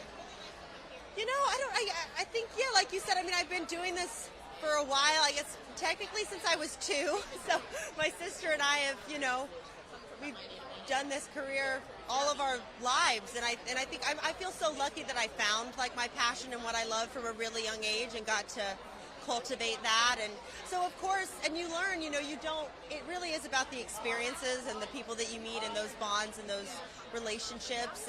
But it is really nice to celebrate tonight with everyone and have a fun night, and this is really exciting, I must say. Yeah, it does feel like kind of a new chapter for me. In my career, I can kind of pinpoint the different chapters that it feels like, ooh, I feel a little something new, or I've learned something. And I think from this experience with Sentimental Value, I feel that way, a new beginning. At what point do you realize that this project means something to you more than just being a job? You know what I mean? Because this one very much feels like you're living and breathing it right now. Certainly, yes. I think also my character, I play an American actress, so there is a lot of meta elements. And I think I kind of realized how much it meant to me while we were filming it, because I think I brought a lot of my own emotions and my own thoughts into her, but also had to, form a different type of actress. She's also not me, but just the challenge of the layers of that, and it felt very cathartic at times. And I think the movie is, it's such an emotional film. What Joachim has been able to capture with, the story of complicated families, but then also how we view our art. I think particularly for me, how, you know, the things that you are unable to say in your real life, you can say and express through your art, which is something that as an actor I do feel. So. And I mean, like, when something gets talked about in the way that this project has, this film has, how do you not get in the mindset of like, I want to do that again, I need to repeat myself, because, you know what I mean? Like, I'm sure this feels great. That is true, but hey, I'm like, I want to work with Joachim again. You know, he does work with his actor, you know, he worked with Renata twice now, or actually 3 times, actually, but yeah, so you can't try to recreate it because it was such a unique experience, but it's really because of the sets that he creates, and I do try to take little things. I'm like, what made that set so perfect and work so well? And you do try to bring that into new projects, and you know, I produce things now, and so trying to cultivate the same environment on the film set that he did, you know. But with all the noise, all the chatter, like, has anyone said anything, or has a critic said something, or a fan online, or a review that kind of made you see something in your performance a little bit differently, maybe? That's interesting. I think, you know, I was, I guess Rachel was she was challenging to play because of the layers of her being someone that is talented and is a good actress, but is actually miscast in the role. So there was scenes where she's acting and she's good, but something's a little bit off, and that's something that Joachim and we worked a lot on, and I do feel like people I've talked to, they are understanding that. So I'm happy that they see that. Yeah. And I love how you kind of call this, like, you feel like this is a new wave, a new era for you. Are you now kind of picking and choosing your direction and the roles you want to take a little bit more carefully than maybe you could have 10, 15 years ago? Yeah, I mean, gosh, when I was, you know, when you're a kid, you're kind of going out for the best kid role, you know, you want to audition and you want to do it, but yeah, now, but I feel like a couple years, I've been very selective with things, and we'll still try to be that way, but I just go from the gut. It is really all instinct, and really the director, you know? I have a bucket list of people, I'm like, yeah. I'm sure that bucket list is going to slowly start getting, or very quickly start getting ticked off. So what is it? Is it the director? Is it the words on the page? Like, what is that initial thing that makes you, because I'm sure you get a million scripts, like, what makes you go, hey, that's the one for me? I mean, it is the magic kind of potion of it all. I mean, for this, it really was Joachim, because I was such a huge fan of The Worst Person in the World, so I would have said one line in anything, you know? I was like, but then when you read the script and you're like, oh my God, the script is so powerful. You do have to have a good script. You really do. But when you have a great director, you trust them that they're gonna, you know, help you form that vision. And so, yeah, the director's key. Or some amazing actor you want to work with, you know? Yeah, like, it all depends. When you get those scripts, you know, I'm sure you have a pile of them. What headspace do you have to be in to be like, oh, okay, I want to lock in and really read this? Because, look, you could be in a bad mood and then the script isn't going to hit as hard. Do you have, like, a place of vibe and energy that you need to be in to actually fully... That's true. I like being on a plane or in a bathtub. I read a lot of scripts that way. Yeah, I think sometimes it might be hard when you are working or you're in something at the moment because you're like focusing on that character. So it's good that in between kind of lull time. Yeah, but you know, you hear something and there's something with me where I'm like, script comes in, it's like this magical thing. I'm like, and I devour it. I read it really quickly, and then I know I'm like, oh, that's a good sign. Because sometimes they'll be waiting in the inbox, and I'm like, why am I not getting around to it, you know? Yeah, you have to trust yourself. Do you prefer, like, seeing yourself in a character from the jump, or do you enjoy the challenge of, like, let me become this human? Like, what works best for you? Gosh, I guess I've had both. I've had both, where you can really see yourself in it.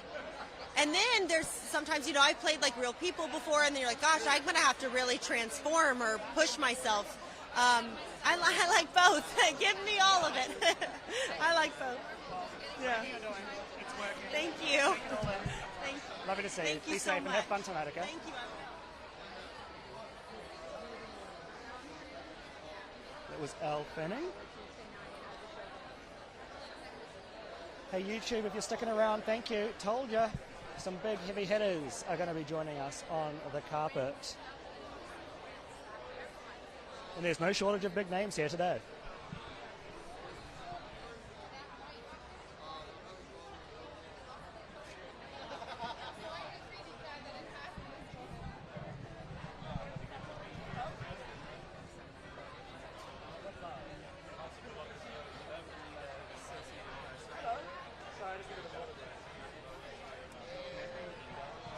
Now, I have absolutely adored chatting to your colleagues today. And I mean, all here? I saw Elle, but Stellan as well. Look, this film has resonated for so many different reasons. When you read the script, what was it that resonated with you? Because there are so many different things in here that could really hit close to home. Yeah. I mean, a lot of themes from the other characters as well, I felt resonated, but for my character, I think it was this need to keep everyone together and this huge love she has for her family and the value of being together and keeping the peace in a way. I've really felt for her and how she's sort of this mediator and this mediator in her family. It's heartbreaking to see someone having to spend their time like that. It looks exhausting. Yeah. Elle about it. Like, did you very early on see yourself in the role, or was it one of those cases of like, I'm going to try to transform into this other being, or was it a bit of both? No, I think it was very early on that I felt connected to it, and I felt like this is true, and it resonates, and it sort of just triggers stuff, that you don't necessarily know what is, but it's definitely very emotional reaction to the material, both for my character but also for the other characters. There's a lot of existentialism and a lot of this idea of being an artist and being a parent, all of that stuff. I'm also a parent, so it's something I think a lot about, how to be both if it's possible. Yeah. Congratulations. Take it all in, and I can't wait to see the next steps of your journey. Be safe. Thank you. Hello. Hi, I'm Liam.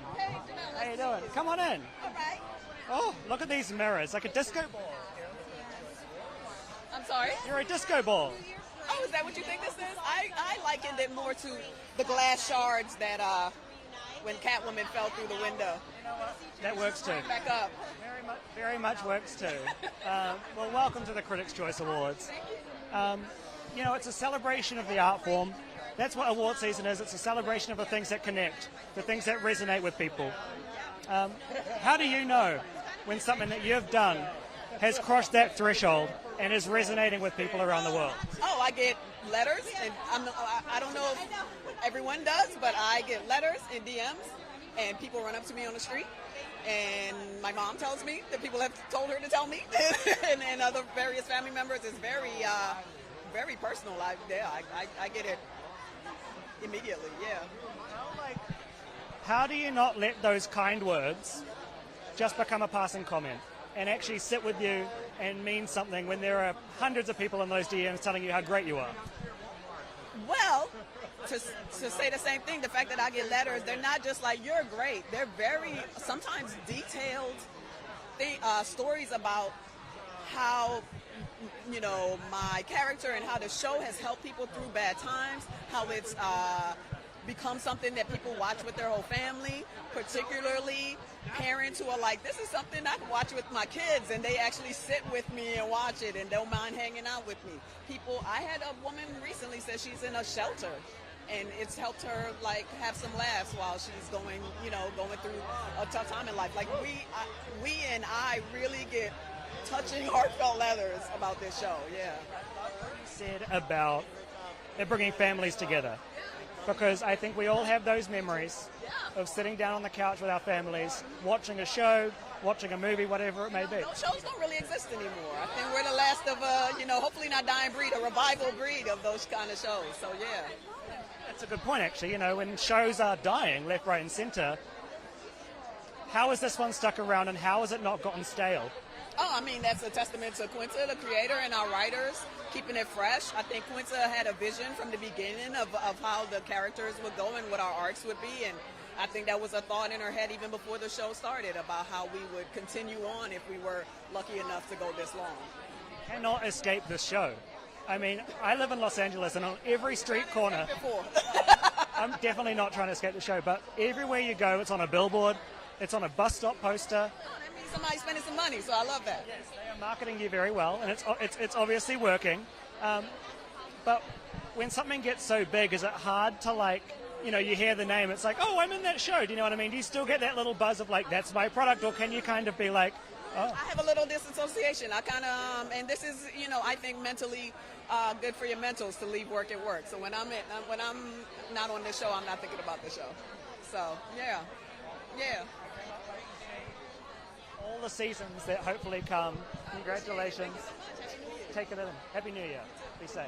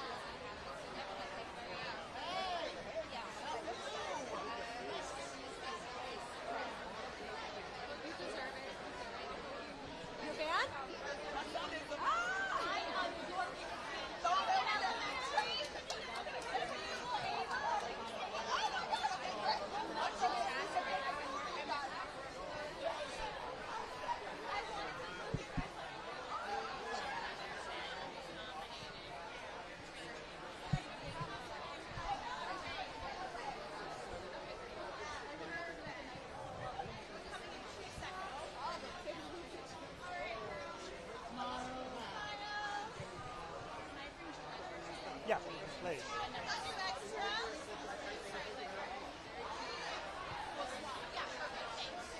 Hello. Hello. Liam, how you doing? I'm very good. How are you? So good, man. How can I not be? Look what we're doing right now. Pardon? Look what we're doing. How can I not be good? Oh, right, yeah. Train Dreams has just taken people by storm. People are so excited about this film. At what point did you realize that you had something special, that you had that magic sauce that you needed? I think when I read the script, I knew something special was in that. When we were shooting it, I felt like what Adolfo, the cinematographer, was capturing of what we were doing. Felt like it could be special, but it's never until you share a film with an audience that you really can feel that it's working for someone who has no history with it, no, you know, fresh eyes. And when we shot it at Sundance back in, God, almost a year ago, you could feel that it was, it had meaning for people in different ways. When something takes so long to get out, because you probably shot it, what, a couple of years ago now? Yeah. What does that in-between process look like for you? Are you thinking about it like, oh, I hope it turns out good? Or are you just like, on to the next thing, oh, it's out, I have to go promote it again? And what's that energy? Well, it's always in the back of your mind that, you know, I had a very close relationship with Clint, the director, so we were constantly in communication.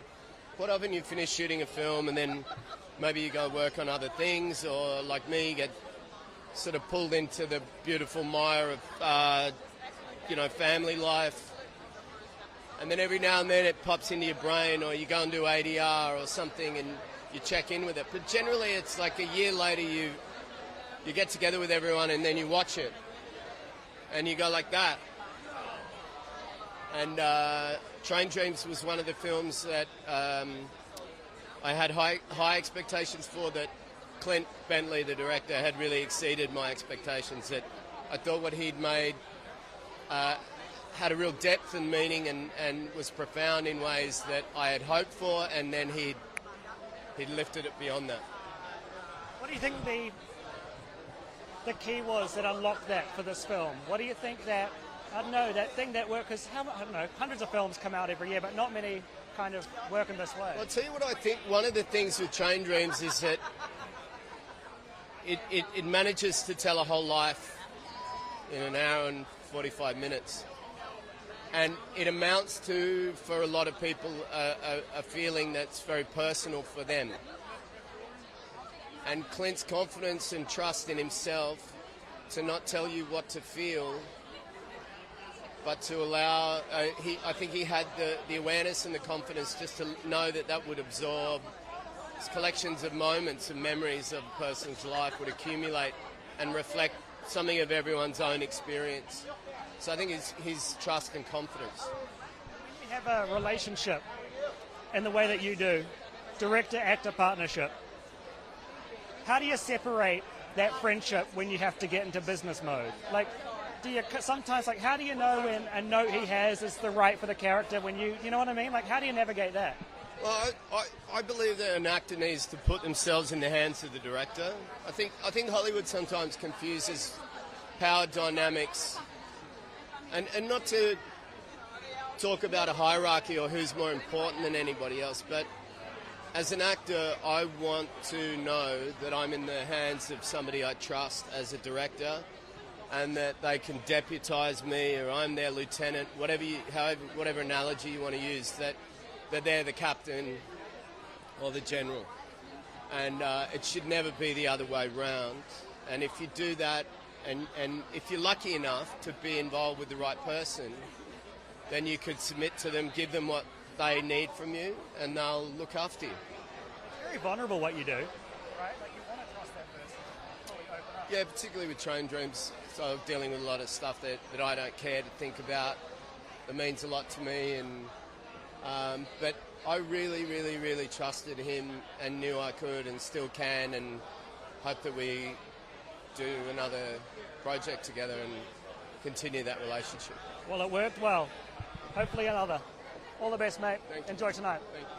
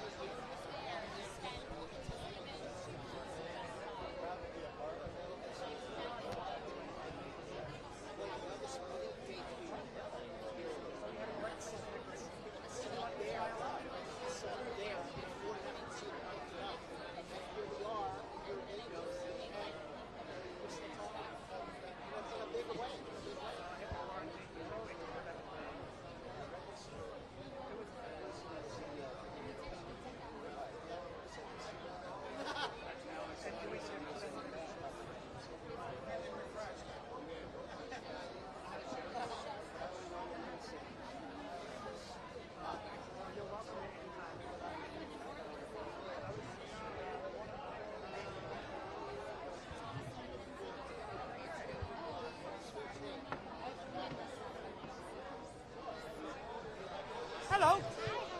Amaze, how are you? Lovely to meet you. Look, I mean, it's no secret. I don't need to tell you. Everyone is very lemon excited about Sin. Aww. This film, I believe, it's like nothing that Hollywood has seen in a while. I think Ryan, whether he knew it or not, was taking risks, and it obviously paid off. Yeah. What was the energy on set? Did you feel like this is going to work? Like, I know that this is going to resonate? Or was it, as I say, like, oh, this is risky, how are we going to pull this off? Well, when we read the script, we were all in love. Like, just completely, we were sold. We believed in it.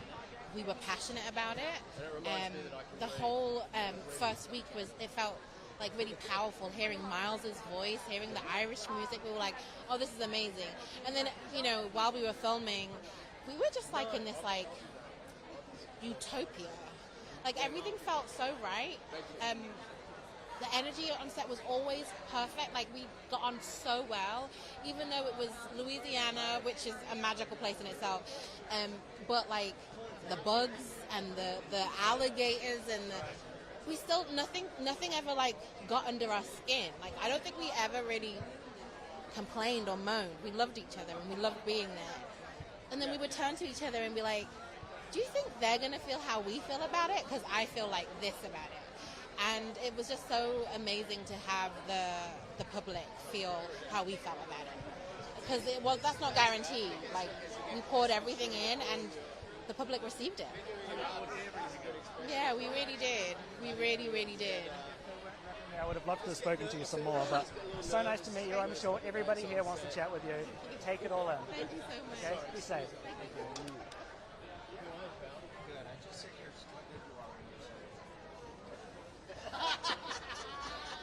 Said it. That's true. Right now. I'm not doing a good interview. No, you're doing great. Putting it together, EP. Hello. First few days on a film set. What a gentleman. Hi. Liam. How are you? How you doing, man? How could I not be great? Look at this, eh? It's a Critics' Choice Award. I know. I love seeing people dressed up, too. I think we should do that more. I agree. It makes us feel good. It does. As soon as you get into a suit, it's like, oh, I'm a new guy. You know? I'm a new Yeah. guy. I feel like you're going to be getting into a lot of suits this award season, my friend. It's going to be a good one for you. All right. Your mouth to God's ears. There we go. Let's put it out there. You know, you've been in the biz for a while, and on this carpet I've spoken to people that have just had their breakout year or have been in the industry for a million years. Like, but for you, you're at a point where I think you can be a little bit more free with the things that you pick and choose. What is most important to you right now? That you're telling a story that you feel passionate about, or that you're having a good time, or that you resonate with a character? Like, what is important to you right now in telling stories? Hasn't really changed.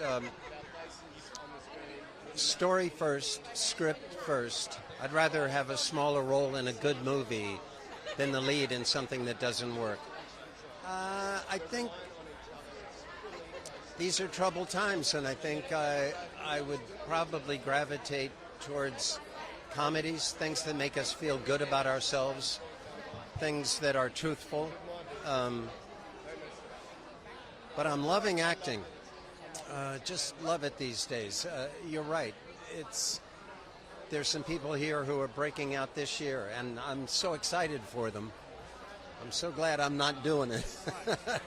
Because, I've been doing this a minute, and I want to do more. Always loved it? Or were there dips and valleys? And what was the point recently where you found that spark again? You found that love. You were like, oh, this is it. The peaks and valleys have always been fractious for me because I'm very dramatic. So I always go to the bottom of the ocean or to the top of the mountain. And I'm calming down, thank God. And my family's happy about that, too. I'm a lucky guy. The actual acting, I just love it. When everyone gets quiet and it's my turn to talk, I love that moment. I'm not sure all actors do. And so I'm looking forward to getting to do it again. Especially when it's a great story. And I guess I like the challenge of a difficult story to tell. Is there a story that you're desperate to tell that you haven't been able to yet, or the moment hasn't been right? I can't say of a story, but there's some roles I'd like to play. I'd like to be the bad guy more often, and because they're delicious. And I don't know, I'm sort of the Aminos Gris on every set. I'm older than the Teamsters now, so I feel like I have more to say with my work than I did when I was a youngster. I was a rather callow fellow at a point. Yeah. When you see some of that older stuff that you did, can you see that in you? Yes, I took it all too seriously. But I've always been lucky. I've always stumbled upon fabulous scripts, and they do most of the work.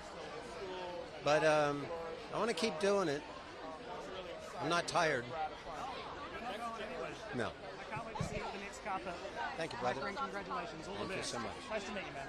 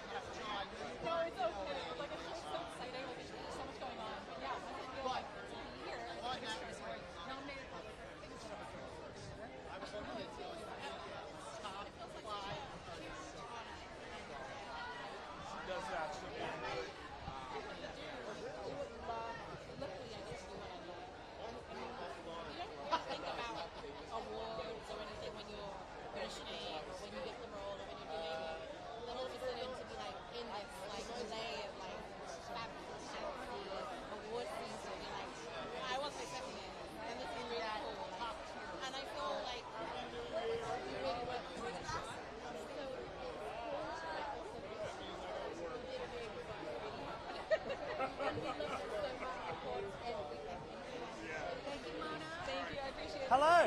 Happy New Year. How you doing? Liam, nice to meet you. Hi, I'm Liam. Nice to meet you. You have amazing curls. Thank you so much. Come on in.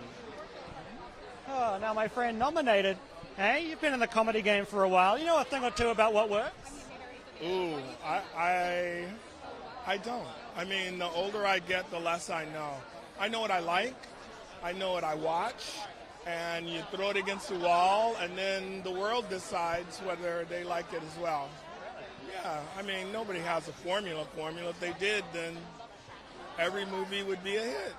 Every show would be a hit. So, but I do like that variable that you don't know until you know, until you get that public approval, and then you know, regardless of what we've been saying, because every project starts the same.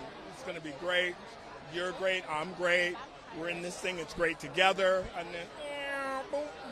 But I'm just in a good spot right now. I love the show I'm on, St. Denis Medical. I love my character, and I'm pretty happy. So, and my beautiful daughter. I mean, what? Nice. Yeah. Is this the best dad ever? Tell me the truth. You know what? No, I'm joking. I love him. I do. When did you first see your dad on screen? What was that moment like, and when did you realize, I know that guy? Oh my gosh, I feel like I can't remember. I feel like maybe the first time Jumanji. Yeah, I was gonna say, I feel like that's the first time I was going. Her comment was, "Where'd you go?" When my character left, are you coming back? I was like, "Yeah, just stay tuned." Yeah. As I say, you've made the rounds in the comedy world. Talk to me about kind of how you've seen it change over time. Are you happy in the direction it's going? Do you think comedy's at its peak right now? What could be done differently? I think comedy in particular reflects the world, our society. So the world has changed. This country has changed. There will always be comedy. It's not always going to be the same. I mean, when I was a kid, I grew up watching Georgie Jessel on the Mike Douglas show. So it was foreign. I mean, that's why comedy is very generational. You have to find that person that is talking about you, your world, then you relate. But, as little kids, we've all had that moment where you're seeing these old people talk and everyone's laughing and you're like, what's going on? What is funny? And then you find that person. My person was Richard Pryor, man. I remember the first time on Ed Sullivan, I was like, okay, now I'm locked in. What makes someone like that timeless? What makes a comedian, what makes a joke last the test of time, where, as you say, it can be generational? Well, I mean, Richard Pryor, I remember listening to an interview, and what he was saying, the work he had to put in to discover and realize his art, it was the same as what Charlie Parker talked about, Picasso talked about, any George Balanchine. So all these different mediums and ways to communicate, the struggle is always the same, to find something pure and undiluted, your own unique voice. How do I transfer this to the public and make them understand me? So that's always the struggle, you know. You've done it. You've figured it out. You're on the black carpet right now. Here we go. Congratulations. Take it all in. So nice to meet you. Such a pleasure. Be safe. Nice to meet you. Nice to meet you. I'm at the Reuters. Hey. All right. Nice to meet you. Incredible creative career. What's it like as the first award show of the season, being recognized for seeing that as Rebecca Wisocky? It's such a great show. It's so funny. I have a lot of family in healthcare, so I really appreciate it. We get a lot of love. We get a lot of love from the healthcare workers. What's it like to be on this?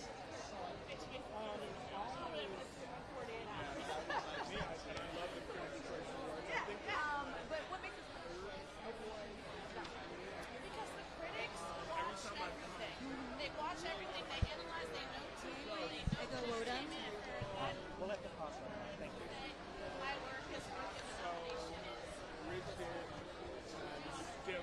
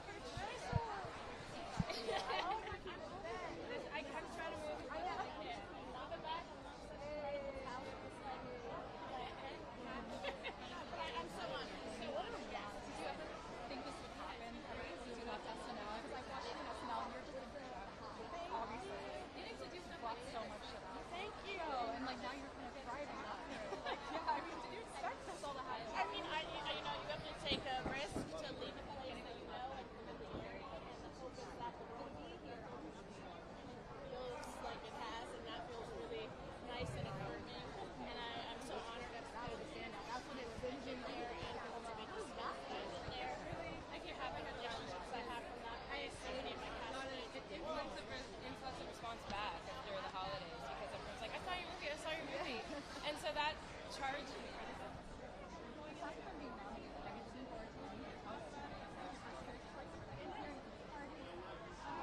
No, I'm really trying to get along in role. I heard someone talking about 1942. I was like, I'll take one of those as well. And I love that I came. I film and television stars, the best in the building. It feels like No, that's my girl too. I love her.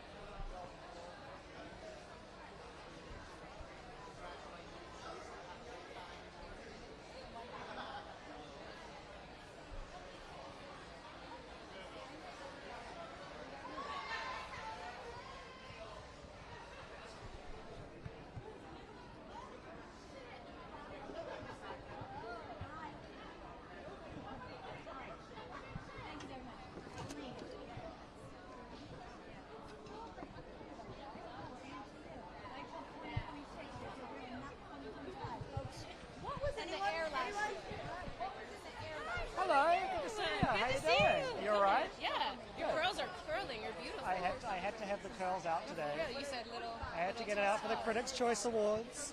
It's gorgeous. Award season has started. Yeah. Here we are. Yes, we're here. You're already in a cult classic. Is that wild? That it's already like a cult classic? Like, film bros love this movie. Like, that's hard. To get the film bros on your side is insane. I think the craziest part is, I mean, I can't even wrap my head around the fact that I'm in a Paul Thomas Anderson film, and then and then also like that, and then the movie coming out, and then getting such incredible response and positive feedback about the story, about characters, about Willa. Like it's very surreal. Willa is this character that you took off a script and then you turned it into this human, and then it's in the world's hands. After it's come out and it's had all this fanfare and people are talking about it, like, have you learned anything that you didn't know about Willa maybe when you were on the set? Like, are there any new takeaways? New takeaways. I think more than getting to watch the entire picture and kind of watch her entire journey, I didn't understand the level of strength that she had, even while I was doing it. Like, I knew that, like, obviously, she's a daughter of Perfetti of Beverly Hills. Like, she can do anything. But I think just seeing that constant never giving up in the film, like, that inspired me leaving it. I was like, whoa, how is a 16-year-old able to do that? It's so wild to me how this has kind of transformed, I'm sure, your life in so many different ways. Just a little bit. Just a teeny tiny little bit. But, like, how have you been handling, I guess, the outside noise in terms of, like, oh, that person from elementary school suddenly wants to message me again? Like, what's the vibe there? How are you handling that?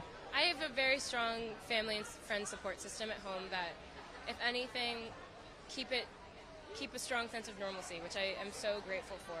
But also, like, I'm still me. I just have a really cool job, and I am grateful to my family and friends for not changing and for making sure to not change anything. Thank you. Keep that head on your shoulders, and I will see you at the next one. I will see you very soon. So nice to see you. Nice to see you again. Thank you. Hi. Nice to meet you.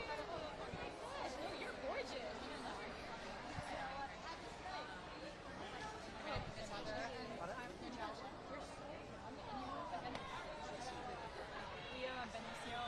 How was it?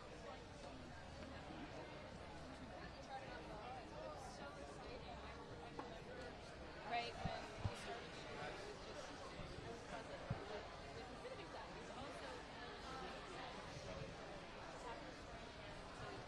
Finally bring Willa from the page.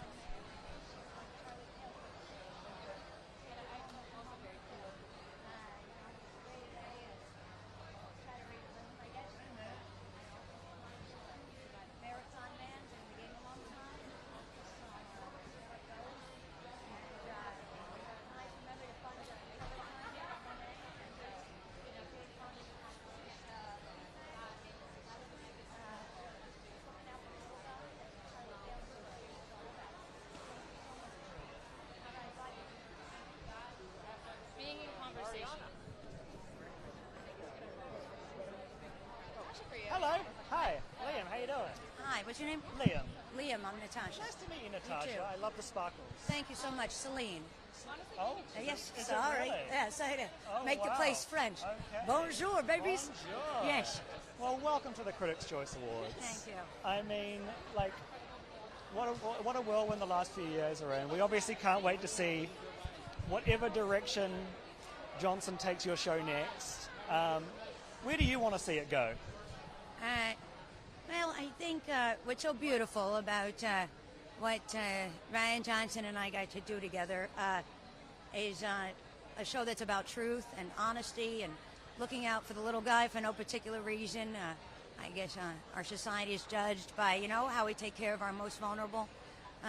So she's a real, Columbo on the joint, trying to just pull at threads for no particular reason other than love of the game. Sort of a hobbyist, calling bull baloney this way and that.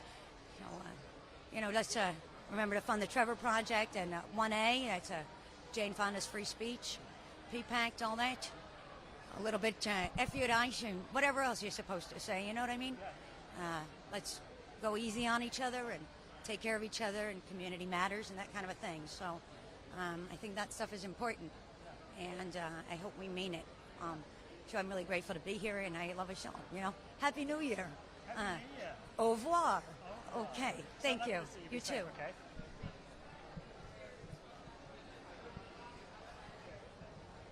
Where'd you take that?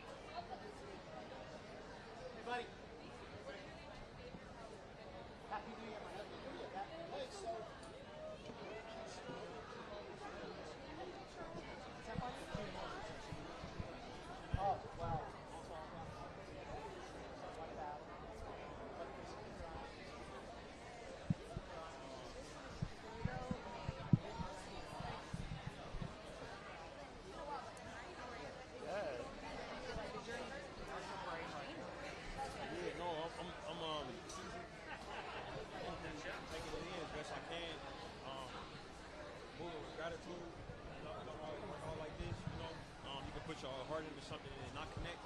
So feeling definitely very blessed that this one did. And I got together the best filmmakers that I know.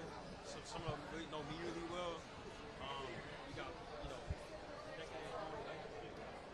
In the case of my producer and my wife Gingy, we know each other for a couple decades. So it was a real incredible opportunity for me before the movie even came out. So once audiences took to it the way they did, it was an incredible blessing. And now we here at the Critics' Choice. So I'm just riding away with gratitude, to be honest with you. Can you keep it not? Are you ready for that ride? I'm taking it one day at a time, to be honest with you. I'm just happy to be here. Coming off a holiday break, I spent some time with the family, and and back to it now. So whatever's coming, I'm taking it with gratitude. I love that. I feel like filmmakers only hope to have the kind of relationship that you have with Michael, to be able to do different movies together, but also grow together. Yeah. And in general, peers growing together. Yeah. What is that like, and where do you guys want to take it? I mean, it's incredibly important to me and my personal success. Having a relationship with somebody this talented, this focused, this gifted, this selfish. And we've been able to cultivate the relationship. For me, it's something that I never want to take for granted. Because it doesn't always work out like that. Yeah.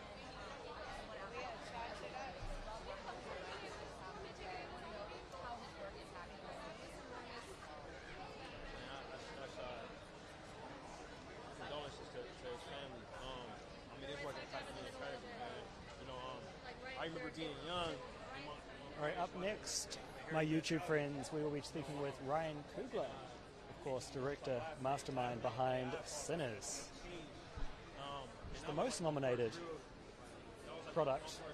film here at the Critics' Choice Awards for 2026.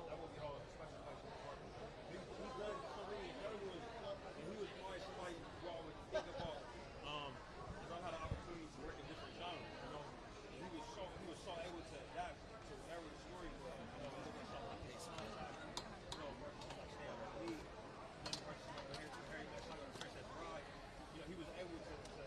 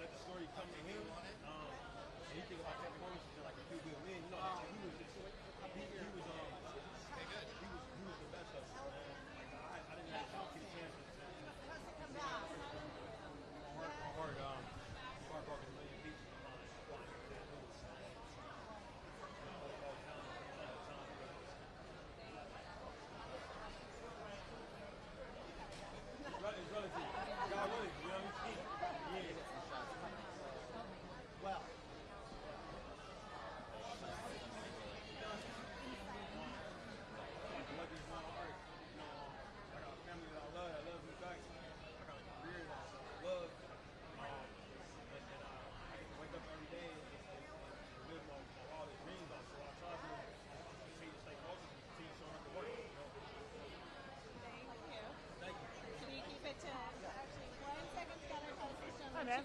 Liam, nice to meet you. Come on in, man. Yeah. Now, in a world full of IP-driven things, I think Sinners is one of the, if not the most original thing that we've seen in a while. Do you think you were taking any risks by pulling something like this off? Like, when you were doing it, did you feel that at all, or were you so confident that this would work? Like, what was your vibe there? Yeah. I think I appreciate the kind words, right? I was pulling from a lot of inspirations. You know, number one, blues music, right? But then a lot of masterpieces that have been made in genre cinema. You know, like with things in genre storytelling. You know, in television with Twilight Zone, novels like Stephen King. You know, but a lot of movies. You know, I was looking at for inspiration, and for me, it's I want to always be taking a certain level of risk, but I also want to try to lean on, you know, what I know from my career as a filmmaker. You know, so I like to be in a healthy balance of you know, confidence and risk. You know, never leaning too far in either direction. But what I will say is that this film, I felt the most exposed. You know, like, because when you're adapting IP, a lot of times you can kind of hide behind it. You know what I mean? And you know, maybe criticisms, or when it doesn't connect, you know, maybe it was the IP, maybe it wasn't me. You know what I mean? But with this, I did feel very out in front of it, you know, in a different way. But it was a blessing, man, that it worked out. It doesn't always work out like that, and we were fortunate in this case. You're very much a student of the craft. You're very much a student of the craft, right? Like you were mentioning, you know, taking the blues inspo, but in this case, the history lessons that you would have had to kind of indulge for things like this. Like, talk to me about being a student and being a sponge to everything around you at all times. Yeah. So I've been a student longer than I've been a filmmaker. You know, one of the first things I ever did was go to school, right? And I've been doing it. I did it for, you know, basically 20 years straight. You know, and I got out of grad school, so it's a very comfortable place for me to be. Like you know, researching, learning, soaking up knowledge. The issue is like I can get lost in it sometimes. You know what I mean? Like you can research forever. So, and that's actually the hard part. When you're enjoying the research as much as I was with this, it's just reminding yourself to work, that you got to create something, you got to put things together, and it's helpful when you got a crew. You know what I mean? Good thing I'm not a novelist. You know what I'm saying? I'd have been locked in the room with all the research and never got nothing done. Good work, man. Thank you. Thank you. Congratulations, bro. Thank you, Liam. Be safe, man. Thank you, bro. My friends, what you are watching is a very raw, unfiltered, unedited glimpse of what life is like on these carpets. It is very fast-paced. It is conversation after conversation. I appreciate you sticking around, hanging out with us. That was Ryan Coogler, of course, mastermind of Sinners, and that you're looking at is Michael B. Jordan, star of Sinners. See, the only problem with red carpet interviews is they're so short. You just really want to get into it with these people because, man, with a mind as fascinating as someone like Coogler's, you just want to chat away.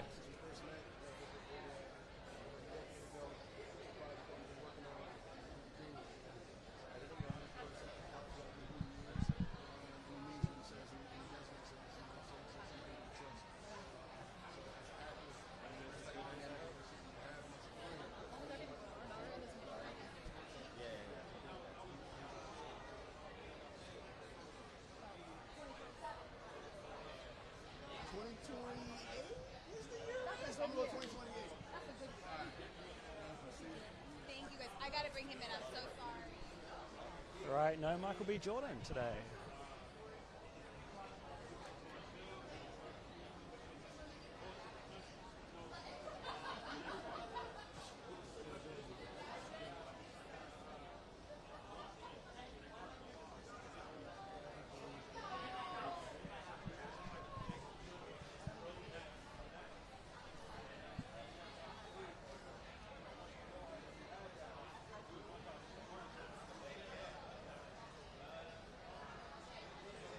By the looks of things, my friends, on YouTube, things are starting to slow down now. We have seen a lot of big stars that haven't come down the interview lines but have posed for photos, didn't necessarily make their way in front of a microphone, but that is okay. That is the name of the game.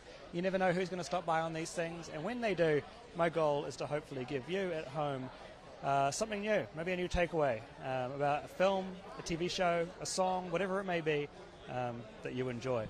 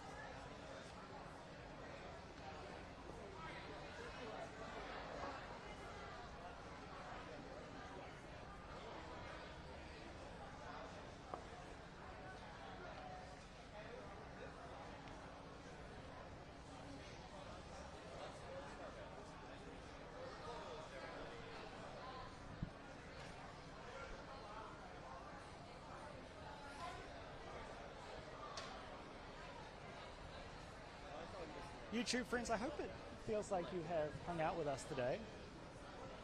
I sure feel like I've hung out with you.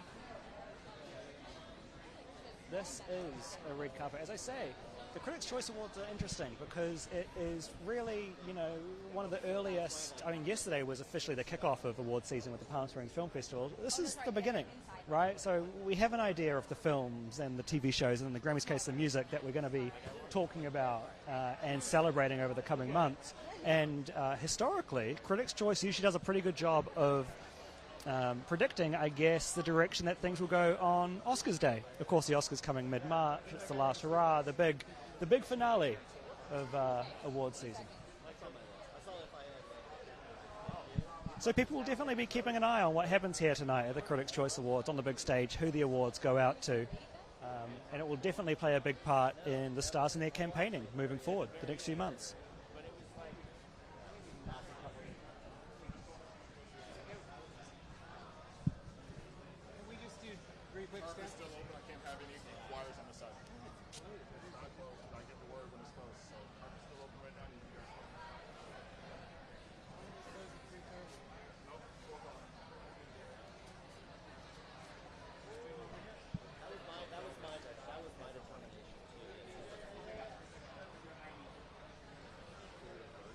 So as per usual with red carpets, things start a little bit later and maybe go on into the afternoon, evening a little bit later. This was supposed to finish about 18 minutes ago at 3:30, is now 3:48.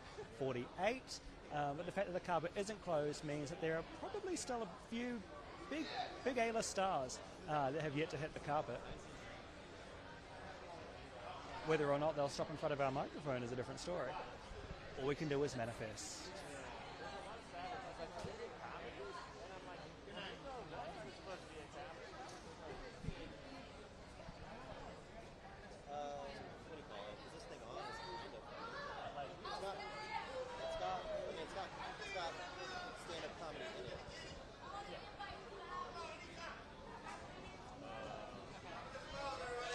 All right, I take back my sentiment. The carpet is closed.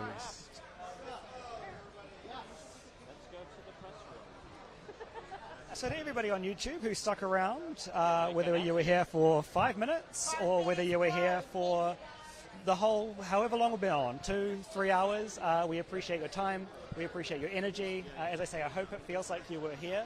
This was raw. It was unfiltered. It was unedited. What happened is what you saw as it was happening, and I'm stoked that you were able to join us for it. We had some really lovely conversations. I've got a few that I'll definitely be watching back, and a few that I wish I could have gone into more detail with.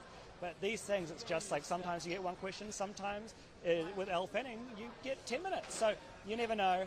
It's been a lovely Critics' Choice Awards.